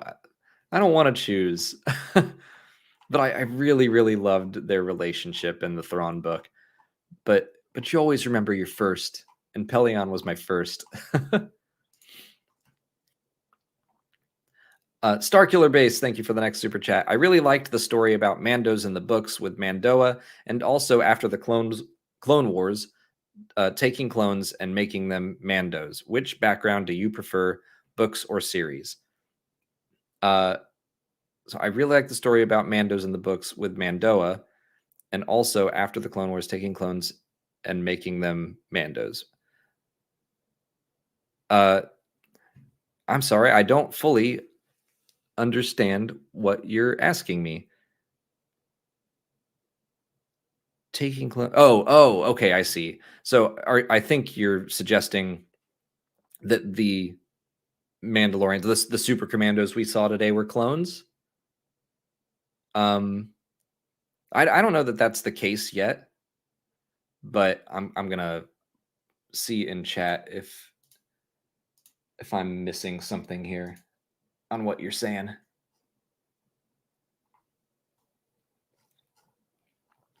But also, I'm gonna take a quick 1 minute break or so because this stream is sponsored by Babbel, so we're gonna do a quick ad. I'm gonna like chug some water. Also, uh, I need to start moving on questions a little bit faster because we have, or I'm also on Resistance Broadcast show tonight, and that starts in an hour. So I'm gonna start picking up the pace after I have some water here. But yeah, uh, we'll be able to keep the party going over at Resistance Broadcast. If I don't get to any super chats, I will save them and we will answer them in a future stream because we're going to be doing another stream this week. I think so. Assuming Molly feels better, but we want to do like a celebration recap, and we'll make sure to get all of your questions answered. But I will try to pick up the pace. And real quick, here's a word from our sponsor for this stream, and I'm going to have a little bit of water. Thank you. Now a word from our sponsor, Babbel. Molly and I just got back from Star Wars Celebration in London, and it's really given us the itch to see more of Europe. If you have an upcoming summer trip abroad, my go-to travel hack is Babbel. Whether you're a seasoned traveler or embarking on your first adventure, communication is key to fully experiencing a new culture. That's where Babbel comes in. Babbel is the language learning app that sold more than 10 million subscriptions. Thanks to Babbel's addictively fun and easy, bite-sized language lessons, there's still time to learn a new language before you reach your destination. I took Spanish in high school and college, and completing the short lessons on Babbel has been a great way to refresh my understanding of the language again. You only need 10 minutes to complete a lesson, so you can start having real-life conversations in as little as 3 weeks. The lessons are expertly crafted around real life, so you can learn to have practical conversations. And there are a ton of ways to learn with Babbel. Beyond lessons, you can access podcasts, games, videos, stories, and more. Plus, it comes with a 20-day money-back guarantee. Shriwook and Huttese aren't options yet, but you can choose from 14 languages, including Spanish, French, Italian, and German. Start your new language learning journey today with Babbel. Right now, get up to 55% off your subscription when you go to babbel.com/Star Wars. That's babbel.com/Star Wars for up to 55% off your subscription. Babbel, language for life. And we're back. Thank you all for hanging out. Our next super chat, which I'm trying to scroll up to here, is from Joel Davis. Thank you, Joel. I think Project Necromancer is more Snoke related. Palpatine should already be on Exegol and his decaying body just watching and waiting. Well, I mean, the thing with that is that Snoke was made by Palpatine, so I don't know. Like, all of that stuff is so convoluted right now, and I think that this show is going to help clear it up. I mean, it's kind of the same.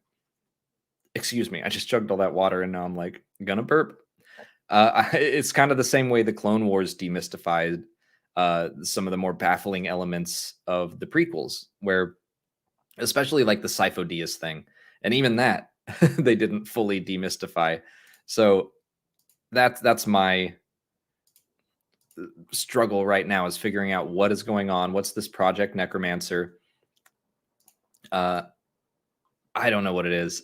I think Palpatine, Snoke, they're the same thing. They might as well be, because they're both involved with one another. But it could be a metaphorical necromancer as well. It could be, let's raise the Empire from the dead. But why do they need Pershing and his cloning expertise for that? I don't know.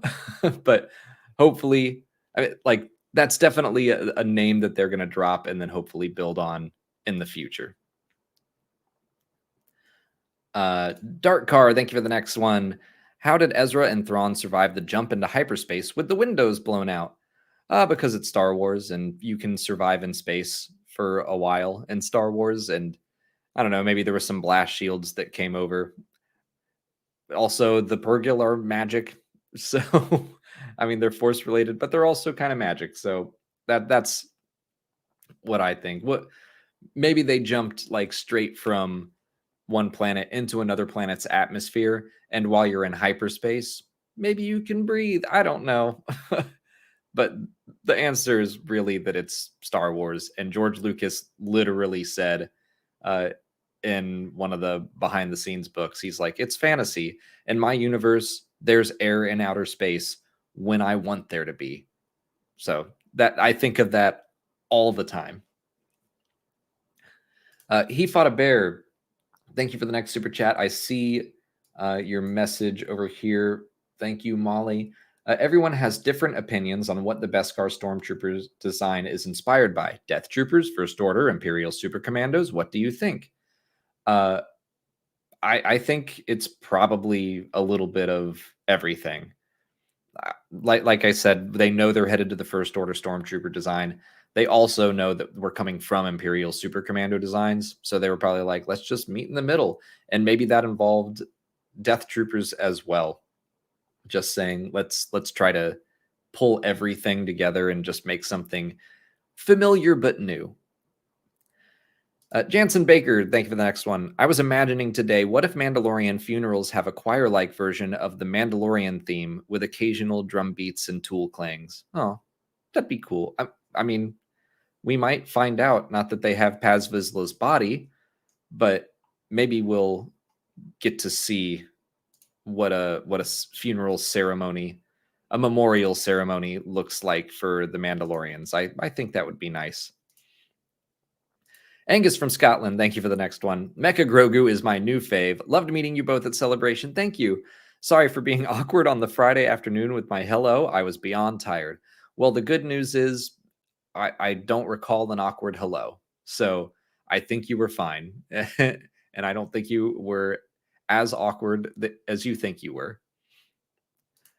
Redbeard, thank you for the next one. How about Peleon's mustache? Great, perfect, A+ casting, frankly. Like, that's how I knew. When we first saw him, I was like, is that Captain Peleon?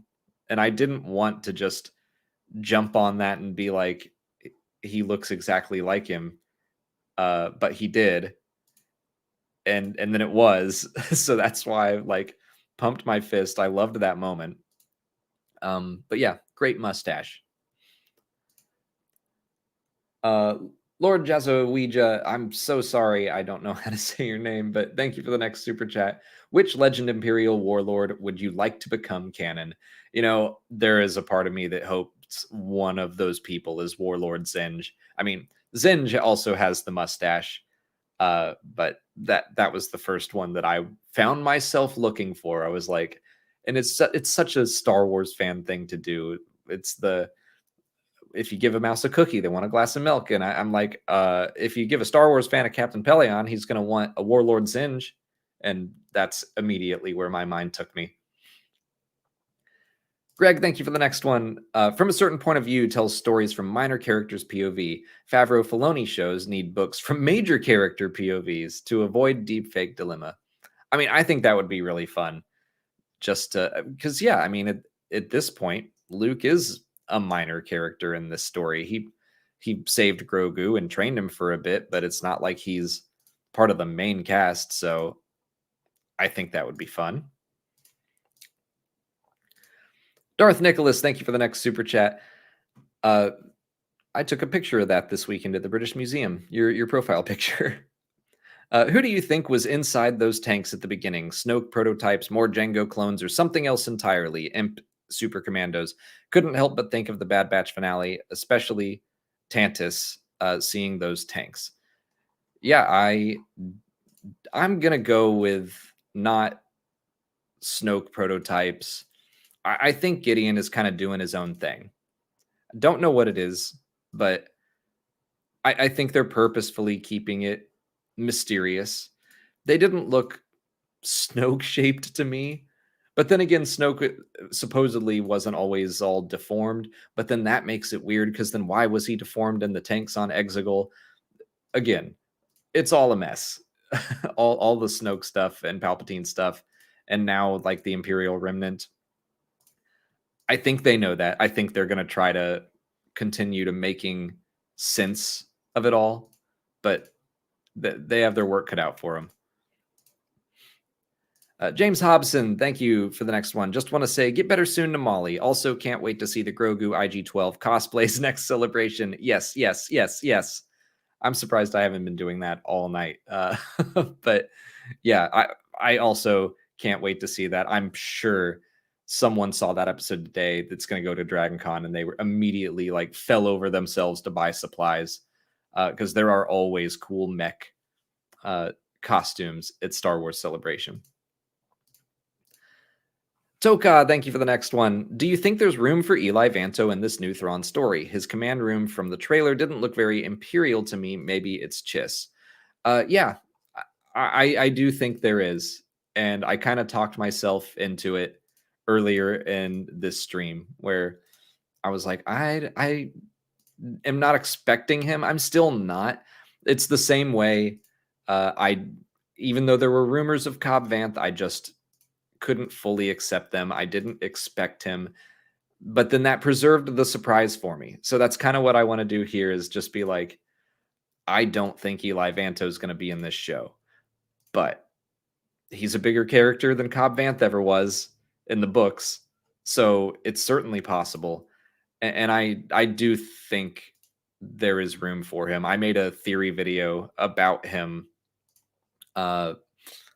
when was that? It was a while ago, probably years ago, when the first Thrawn, the first canon Thrawn trilogy was coming out around that time.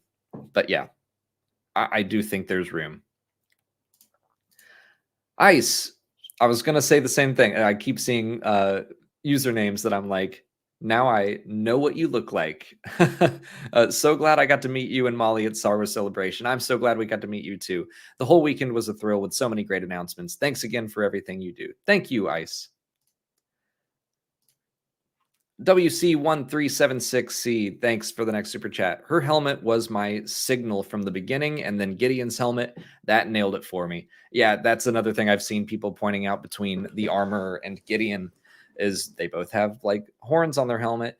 And, you know, if he's making Dark Trooper armor out of Beskar alloy, I mean, someone knows how to forge Beskar, and that's her.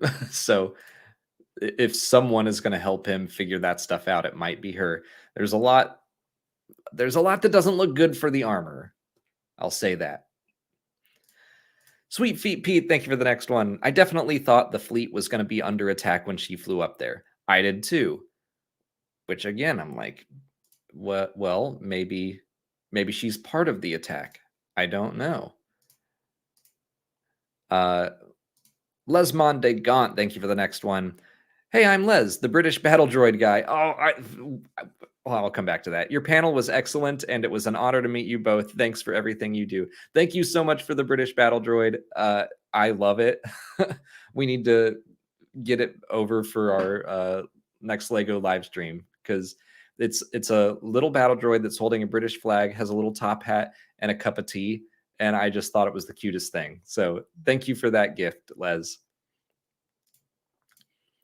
Simpson, thank you for the next super chat. Could one of the spies be one of the imps spying on the other warlords for the New Republic? It could be. I didn't really. I feel like we should have seen one of the spies doing some spying. Like that's just how I'm envisioning it. That next episode we're gonna learn who the spy was and we're gonna see what the spy did. But right now we're like, who did what? And we're on edge because we just don't know. But that's my thought is that someone did something and we just didn't fully catch it in this episode and it'll make sense next week. But I mean, I guess that's true that we did see the Imperial warlords and one of them could have been gathering information. Maybe literally everyone in this show is a spy for someone else. That's what we're going to learn next week, is how Grogu's been a spy this whole time. Cameron French, thank you for the next one. If the armorer is the spy, wouldn't Gideon have known already about the plan before Kane told him? Yep. Like I said earlier, it seems like he should have known. Um, it, it seems like there were so many things that make her seem suspicious, but I keep having this nagging feeling that, like, no, hold on, there's other stuff going on, and I just don't know what. But I think we'll find out. Dragonus Prime, thank you for the next super chat. It felt like a parallel to Grogu choking Kara. I don't know when you sent this in. 6:40. It was an hour ago. I'm gonna guess it was about separating the fighters. That, yeah, that would be a good parallel. That instead of learning what he was being taught by Din to attack and to use your power, that now he's using his power to stop violence. And I agree that we're seeing him learn and express himself through those lessons without talking, and that's cool.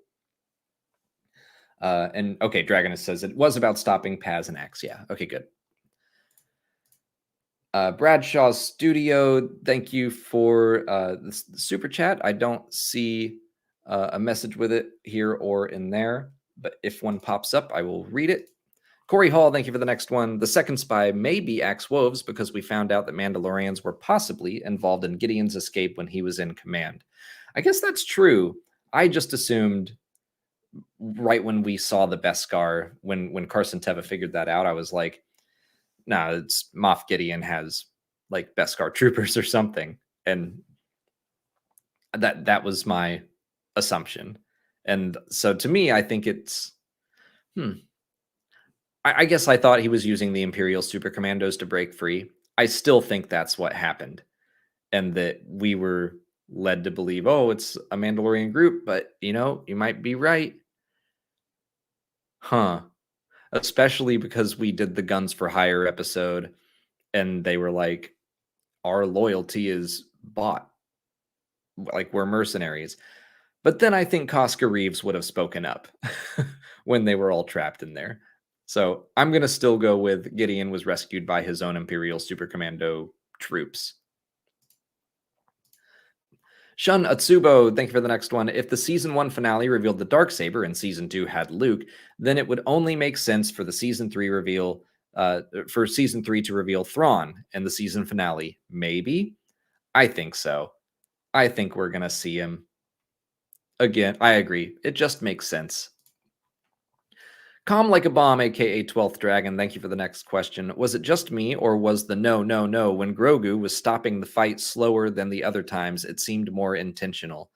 No, I don't know if it was slower or not, but it definitely seemed intentional of him being like, stop it. Stop it. Like, you know this is bad. You know this is stupid. I absolutely think that was intentional.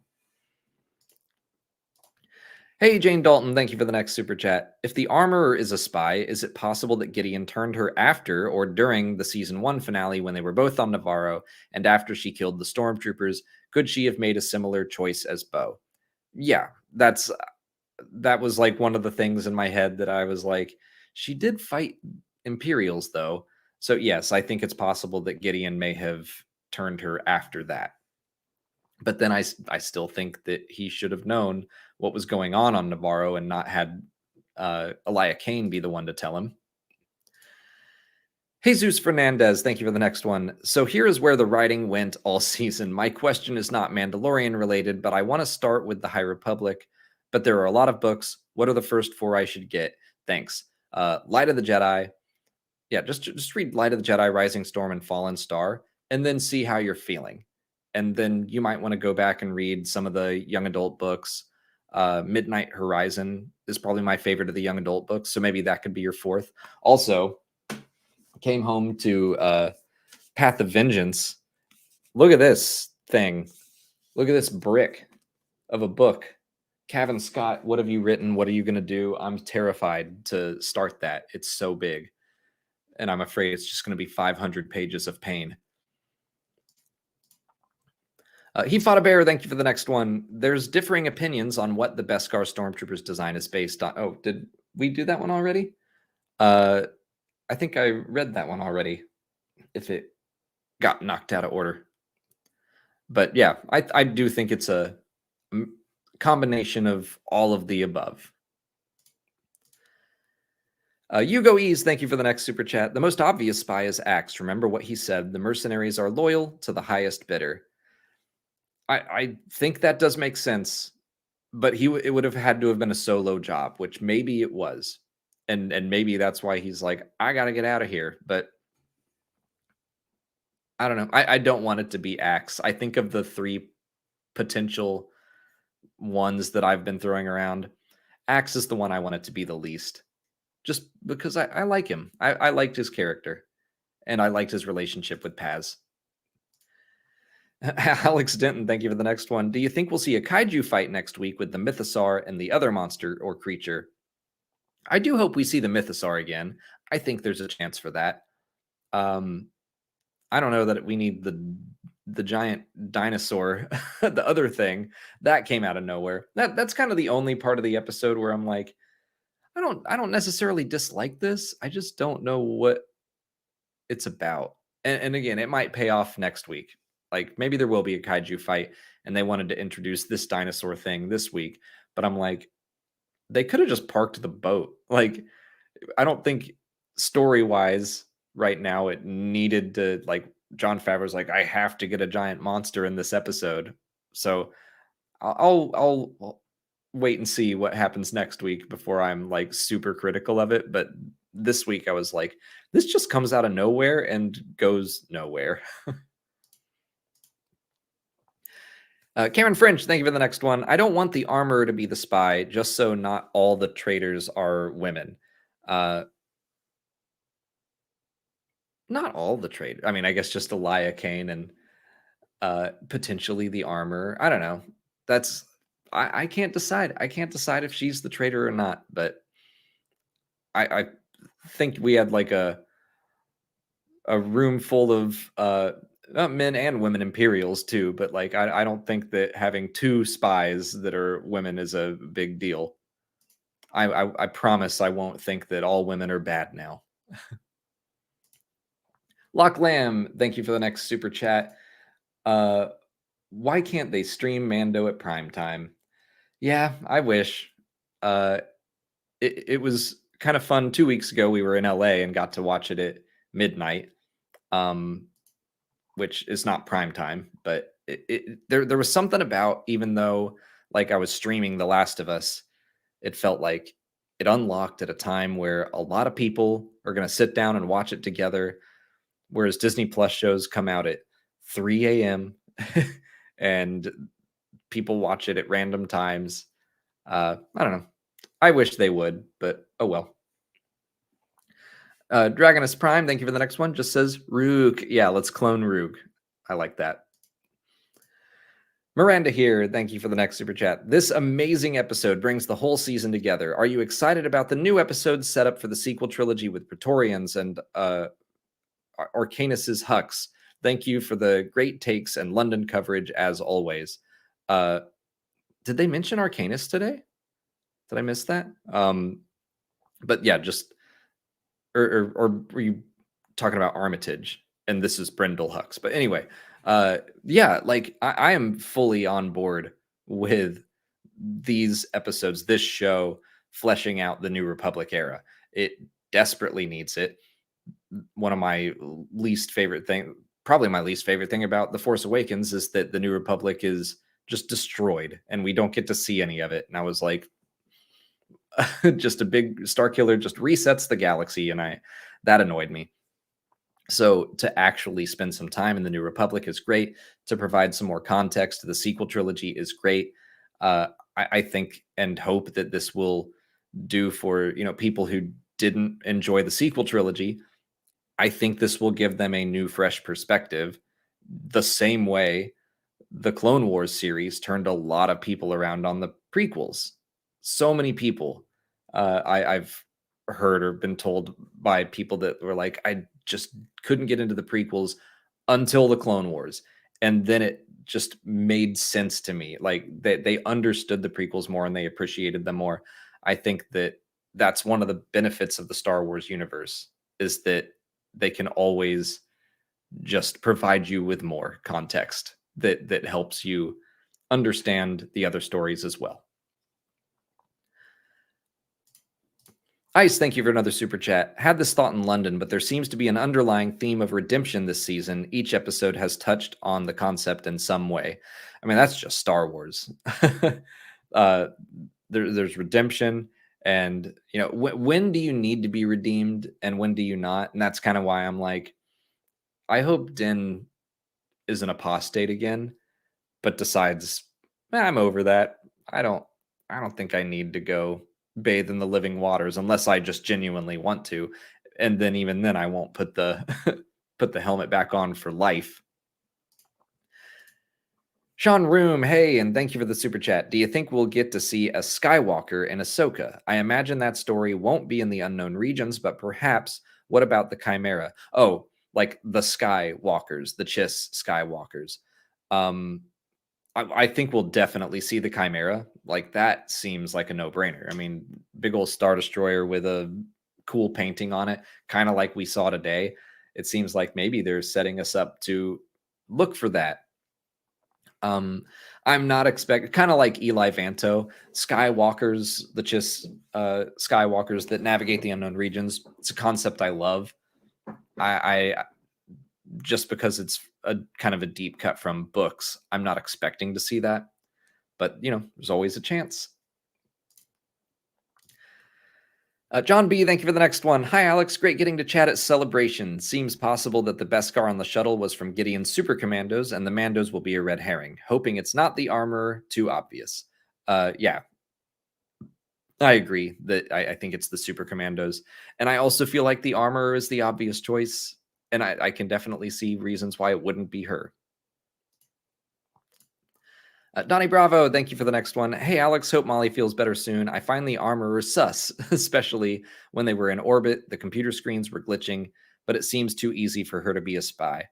I think the glitching was not her fault. I think it was just her coming out of the electromagnetic interference, but I still do. I think she's sus. I don't know if I want it to be her, but I was sus the whole time. Ice, thank you for another one. 1 to 3 were about Den's and Bo's indirect redemption.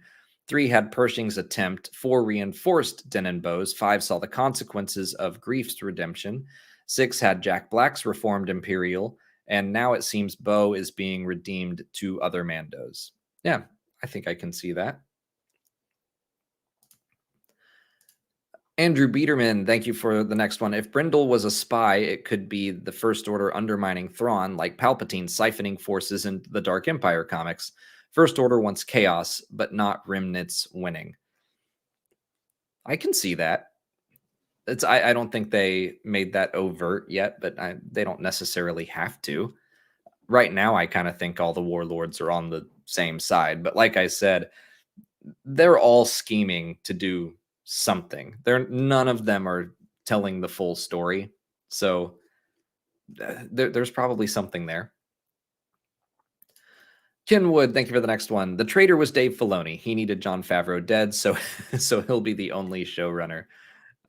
That's why Jon Favreau stopped voicing Paz Vizsla, so that he wouldn't die. And now he's still around. It's again all these power plays, people trying to usurp one another. Stuart J, thank you for another super chat. Gideon was captioned as Dark Trooper when his helmet was on, but his voice is so distinct and he quickly removed his helmet, so there was no reason. Yeah, I mean, the only reason it would be labeled that way is for someone who had to use the subtitles that was deaf and wanted to retain the surprise. King Snake 41st, thank you for the next super chat. Speaking of Ray Sloan earlier, she got a Lego minifig this year. A hint at things to come? I hope so. I feel like it should be. I mean, I forgot about that, but yeah, she's been in books, comics, video games. She's a Lego minifig. Like, she's important. Get her in the show.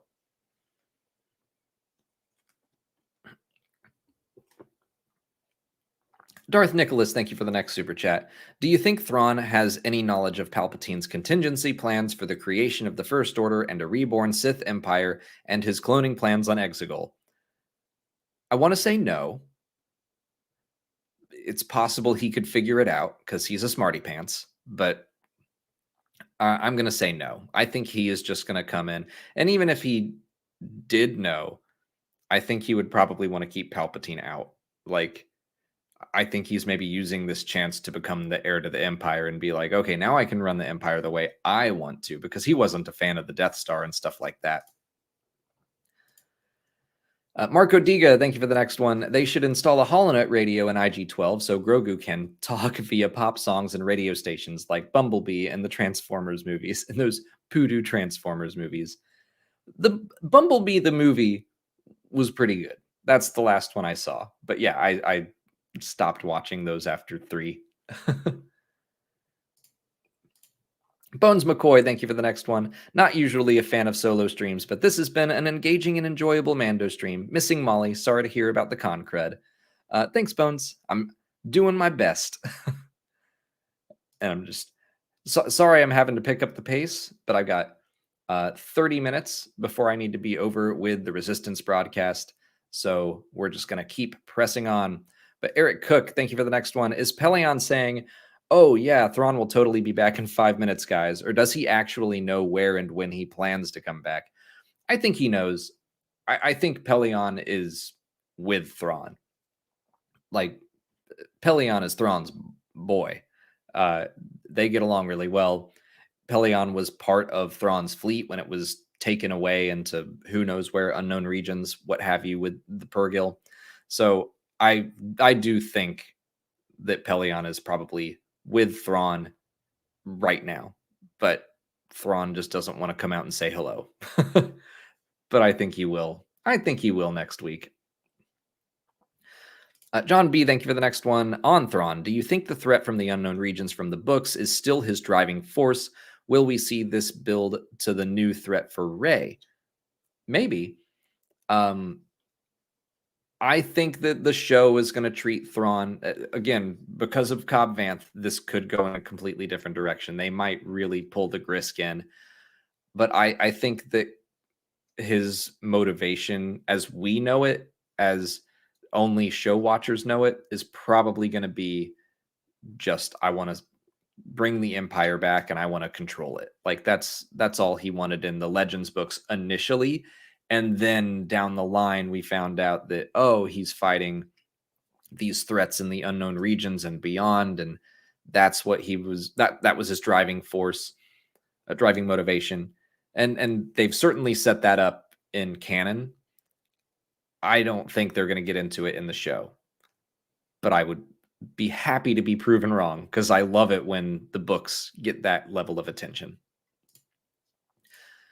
Callum Reed, thank you for the next one. Sadly, never caught you at Celebration, but had such a good weekend. Oh, I'm glad. I'm sorry you didn't see us. Watching Mando with a crowd was amazing, as was getting Lost Stars signed by Gray. That's awesome. Yeah. Well, we were in the same room. We watched the episode together, so that's pretty cool. Even if we didn't get to meet. I'm sorry about that, but there's always Tokyo.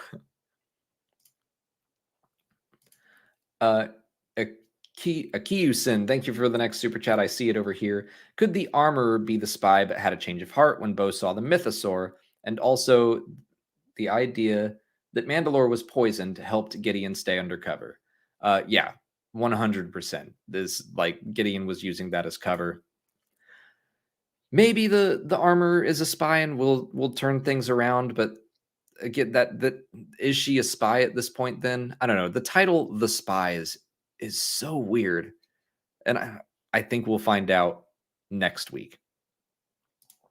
And speaking of, Galley isn't the spy, just Elia Kane. Well, the title is The Spies with an S, so there's multiple. And also Elia is in one scene at the start. Like, the episode wasn't about her, and it should be about the spies. So I'm okay. I'm just going to bring this one up too because it fits. Red Olympus says, thank you. What's up with the title, The Spies? I don't know. I haven't listened to the episode yet, but Force Center podcast, every time they do a Mando breakdown, they discuss the title. What do you think this title means? And yeah, I look forward to listening. I'm gonna just search around and try to find it. But I know they're also on vacation. They just finished Star Wars Celebration, and Ken went to Paris, and Joseph is gallivanting around the UK. So I don't even know if they recorded an episode. I'm probably gonna have to wait a while. But Josh Mansfield, thank you for the next super chat. Why do I suspect we're going to get Bo calling Ahsoka and Din calling Luke for help? I get this feeling they're going to show up next week. Ahsoka makes sense. I mean, if they want to feed people into the next series, but that I think Thrawn would also work for that. I don't want to see Luke again. Yeah, like I just want those legacy characters to be used sparingly. Ahsoka, I could see more. Bo probably has her phone number, but I'm kind of expecting Thrawn to be the big cameo, the big reveal next week. Nautilus, thank you for the next one. Why wasn't Gideon interested in Grogu anymore? Yeah, that's a good point. I don't know. Maybe it's because Pershing isn't around. Maybe just the experiments weren't working, or maybe the experiments did wind up working. Maybe he doesn't need Grogu, or maybe, yeah, he told them to kill him. Like he said, he told his troopers, like, kill everyone in there. Maybe he didn't recognize Grogu was in there because of he didn't recognize him with the mecha on. But I don't know. That's a good question. The Mandalorian, thank you for the next super chat. Loved seeing Grogu make use of IG-11's corpse. I did too. I don't think I'd put it that way, but I guess you're right.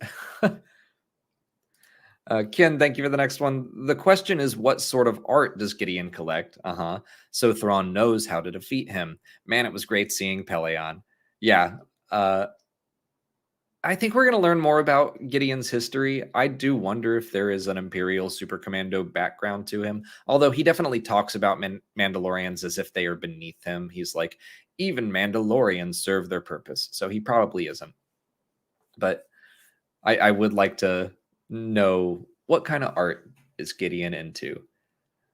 All Thrawn needs to see is like a finger painting drawing he did in second grade, and then he'll have him. Jansen Baker, thank you for the next one. I don't think there's a second spy. Without the title, we wouldn't suspect anyone. That's not a good title. Should be called The Infiltration. I mean, I agree with you. Without the title, we wouldn't suspect anyone. I think I still would have felt a little uneasy about what was going on with the armorer. Just something about the way it was shot. But the fact that it's called The Spies, I mean, they knew what they were doing. So I don't know. I'll wait until next week. I might agree with you next week that this is a bad title, but we'll just have to see, I guess. Darth Nicholas, excuse me, thank you for another super chat. Is it just me, or did Gideon's Beskar armor emit some Inquisitor, i.e. Second Sister vibes? Some of the coolest armor I've seen in all of Star Wars. Makes me wonder why Vader wasn't given this much protective armor. Yeah, I mean, that would have been nice, but Palpatine probably didn't want to waste the resources on Vader. Like, Palpatine didn't really think super highly of Vader. I mean, like, he's always testing Vader, you know. He doesn't want Vader to be overly confident. He probably wouldn't want Vader to be wearing so much armor that it would be difficult to kill him. So, yeah, that's what I would assume why Vader wouldn't get any protection. But it was cool armor. Corey Hall, thank you for another one. Bo could have easily cut through the front door to get to Din like she did with the back door to escape. I think they were just not sure what was happening. They got trapped, and then all the commandos came down. I don't, and who knows? They would have been just walking into a firefight. So I don't know. I also think she could have cut the hole bigger. I don't know if Paz Vizsla would have been able to escape regardless. Lord Hosk, thank you for another super chat. Are we keeping you from something at 8:30? Yep. I gotta keep on keeping on. I'm gonna see how many of these I can get to, but in about 18 minutes, I'm gonna have to swap over to the Resistance broadcast. Francisco Gios, thank you for the next super chat. Welcome back, Alex and Molly. Thank you. Joey Mosaics, thank you for another one. The Leveler as the new Salamiri. They don't work quite the same way. The Leveler feeds off of the Force, but it doesn't negate the Force the way like the Salamiri just kind of exist outside of it and make it unusable. People can still use the Force around the Leveler. Thomas Edolf, thank you for the next one. When the armor was flying back with the injured, I was so sure the fleet was going to be attacked by the Imperials. Could it be the armor setting everything up so that the Mythosaur can rise like in the prophecies no matter what? Maybe. I don't know how that would be. I don't know what she is setting up. But yeah, I thought we were going to see the fleet get attacked as she was flying up there. Irish Nexus, hey, thank you for the super chat. Hey, Alex, pleasure meeting you and Molly at the meetup. Hope you had a great weekend. Thanks for being great. Thank you, Nexus. And I've still not gotten over me mistakenly calling you Cyrus. I am like never going to live that down in my own mind. Sorry. Brand the Builder, thank you for the next one. Speaking of R5, I'd love to see Grogu and R5 team up again to pilot the N1 in some heroic way to help Din.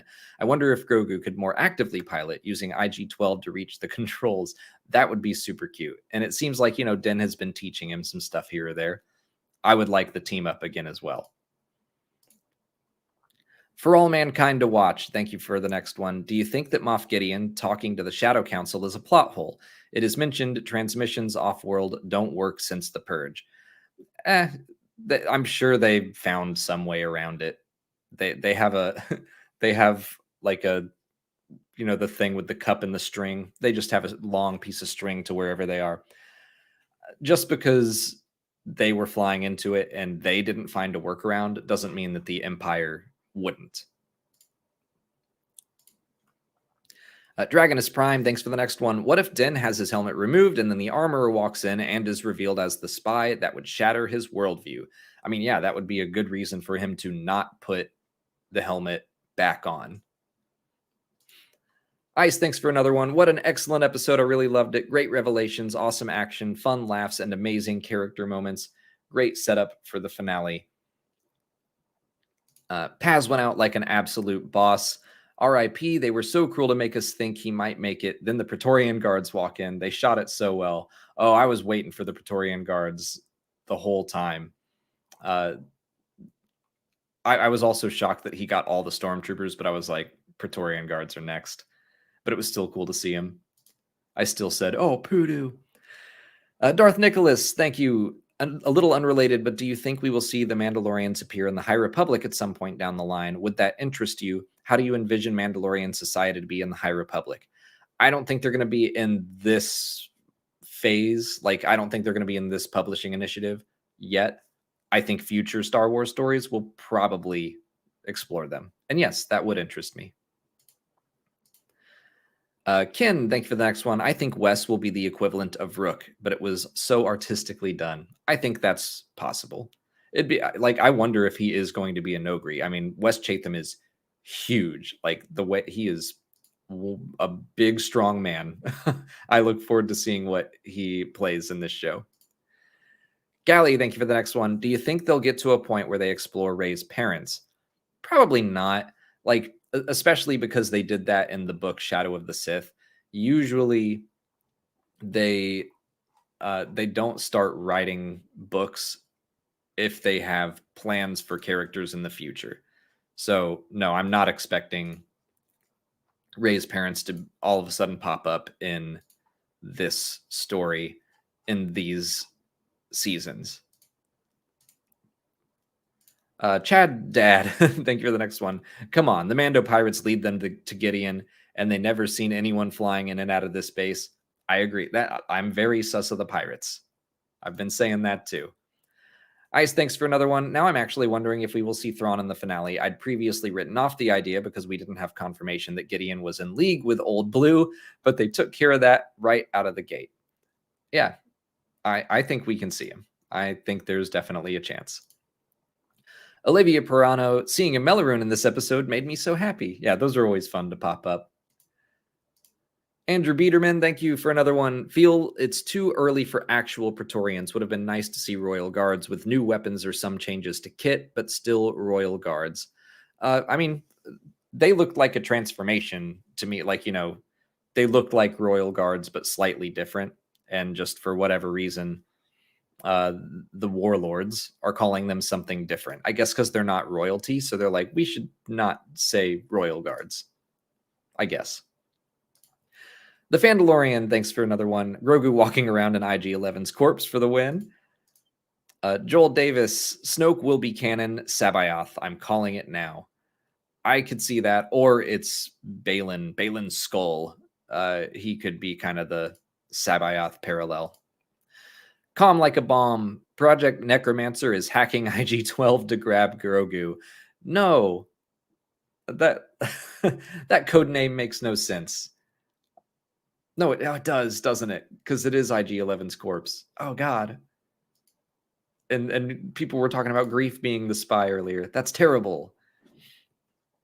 Mr. Iron Knight, thank you. One more Tar Vizsla question. What if the Darksaber is actually a repurposed Force Saber created as a way to one-up Sith Lords? Also, what if Tar is depicted as being one who would hate the Creed? That'd be interesting. Like, I don't know what led Tar into becoming a Jedi, but I think the Darksaber is his creation. I don't know that he repurposed any weapon. I don't think a Mandalorian would want to, I think he probably made something new. Ice, thank you for the next like 3 or 4. You sent in a lot. Hold on. Thanks so much. I perked up so much when they named that officer as Captain Pelion. Even as someone who hadn't read the books but knew his history with Thrawn, it got me really excited. What a great conclusion. Totally agree. I loved that. It made me wonder whether Pelion was taken with Thrawn by Ezra in the Purgil, as we hear him in Rebels, so it really surprised me that he was there. Yeah, I just figured the whole fleet was kind of attacked by the Purgil and then grabbed and taken wherever. Or maybe Pelion found him after the fact. Maybe Pelion helped him get back. I called it after Gideon escaped that we might see a Gen 4 Dark Trooper made out of Beskar after Luke destroyed those Phase 3 ones, but I just thought they'd still be droids, not Gideon in a suit. That was cool. I agree, because it also matches up with Dark Forces and Moff.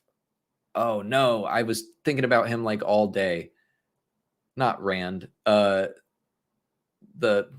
Moff that did the Dark Troopers. I was talking about him with Molly earlier today, dropping his name like it was nothing, and now I can't remember it. But yeah, the fact that the Phase 3 Dark Trooper in the game is a piloted mech, it made me think of that. Darth Nicholas, thank you for the next one. Continuing from my first super chat, do you think it's possible the Imperial Remnant could still be using Jango clones in some capacity with delayed or reversed aging tech? Is it possible some clones were born on Tantus after the Clone Wars? Maybe. I don't think the Remnant would find a way to use Jango clones unless they found a new stash of DNA. Because even the Kaminoans said they were like, we're running out of pure DNA, and that's why they needed Omega. Obviously, we see that they got Omega at the end of the Bad Batch, so they have the source, but the Empire at that point in time has no plans on making new clones. So maybe they got some, put it in deep freeze. I don't know. Ice, thank you for some more super chats. I think the creature attacking at that moment was deliberate. It happened right when Paz and Axe were fighting over a game of chess, showing what happens when Mandalorians quarrel over petty issues. But then in contrast, they both immediately leap into action and get Grogu out of harm's way, showing what they're capable of when they work together. I did like that. I did enjoy them immediately helping Grogu together. And from that point forward, they continued to work together. Carlisle the Cinephile, thank you. Do you think what we're seeing in these shows with the Imperial warlords is setting up the First Order? Do you think these will retcon the Aftermath books? Maybe a little. I think that they're probably going to try to match things up as best they can, but I also don't. I mean, just based on Filoni's track record, I don't expect him to really, really stick to what was written. I think he is going to write what's best for the story and do his best to then match things up. But I think there probably will be some changes here or there. Just like, I mean, look at Cobb Vanth. His story is close, but not exact to what happened in Aftermath. Eritron Flaherty, thank you for the next one. I knew I recognized the pirate Mandalorians. Charles Baker played Skinny Pete in Bad Batch, and Charles Parnell played the Major in Top Gun Maverick. Thank you for the Charles Parnell. I have not had time. I mean, I did have time. I could have IMDb'd him, but I just haven't taken the time to look up Charles Parnell and who he played. I was like, I know who that is, and I recognized Skinny Pete, but thank you. You just saved me a Google. Nicholas, thank you for 2 more here. I'm so glad you got a chance to see the same Ramses statue at the British Museum. That is your current profile pic. It inspired the poem Ozymandias and stood out to me the most when I was there. Took that pic in 2010. Wow. Yeah, it's really cool. And I definitely wanted to see it. Will we ever see Grogu's clone? I'm sure Molly would love that. I don't think I'm usually not one to like really go in hard on cloning main characters. So I'm like, I'll be okay if we don't do that. So I'm going to say no. Ice, thank you for another one. Pelion is also great payoff since he was deliberately included by Dave in Rebels as an Easter egg so the character could be used for other stories. Totally agree. Anna Furquim, thank you for the super chat. Do you think Thrawn is keeping Ezra captive? I cannot fathom how could Thrawn be back but not him. He sure would have escaped to try to stop Thrawn. Yes. I mean, that makes sense. Either that or he left him stranded somewhere. I don't know what happened after the Purgil took off, but I've kind of been under the assumption that Thrawn and Ezra would be at the same place. That's my guess. But he could just be lost somewhere. I could see Thrawn being like, but then why wouldn't he just kill him? I don't know. I think Thrawn is holding on to Ezra. That's my guess for now. Clubby, thanks for the next super chat. Would the armorer being the spy explain how the Imperials are able to forge Beskar? Yeah, I kind of brought that up earlier, is that Gideon's got this Beskar alloy Dark Trooper suit. I don't think he needs the armorer to do that. I think the Imperials could probably figure it out, but it's possible. There's a lot about the armor that makes me sus, but I'm trying to not let my biases mess with me. Darth Nicholas, thank you for the next one. I hate the concept of character resurrection, even if the execution is great. With that said, would you be surprised if they revealed Rook actually survived the Rebels finale? I would be shocked. That dude fried. I do not think he should have survived that. Like, it kind of bums me out that Rook is not going to be around, but that would be insane if he survived what he did. But it was insane that Maul survived as well. But Rook is not a Sith Lord and blah blah blah. So no, I think a new Nogri, that would be just fine with me. The Young Took, thank you for the next super chat. Was that Hux's dad? Yes, Brindle Hux is Armitage Hux's father.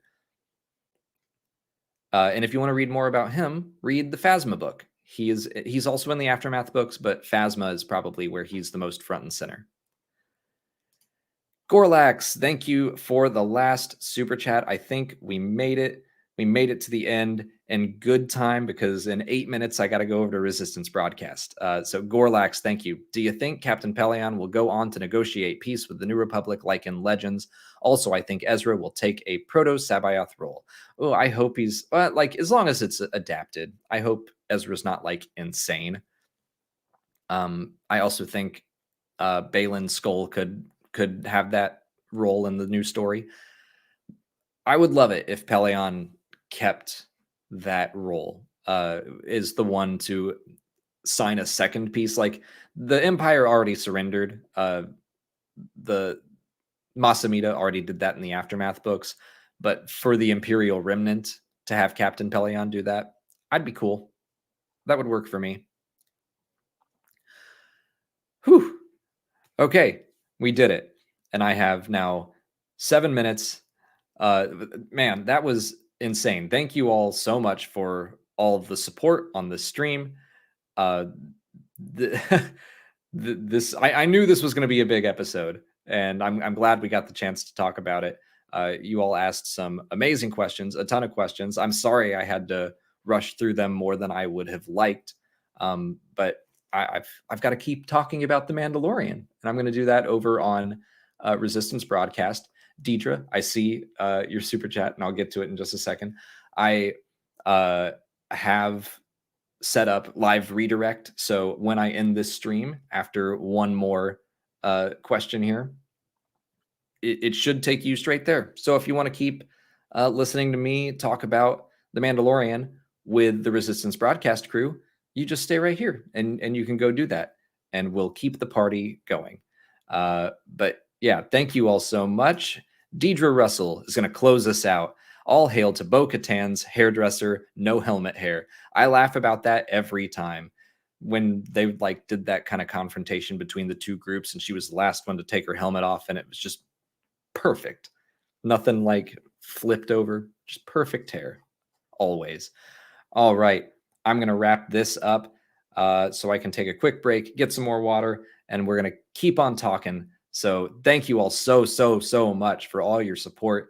And it was great to meet so many of you over at Star Wars Celebration. We're going to do a recap live stream sometime in the next couple days to talk about Celebration. But thank you all for tonight, and may the Force be with you.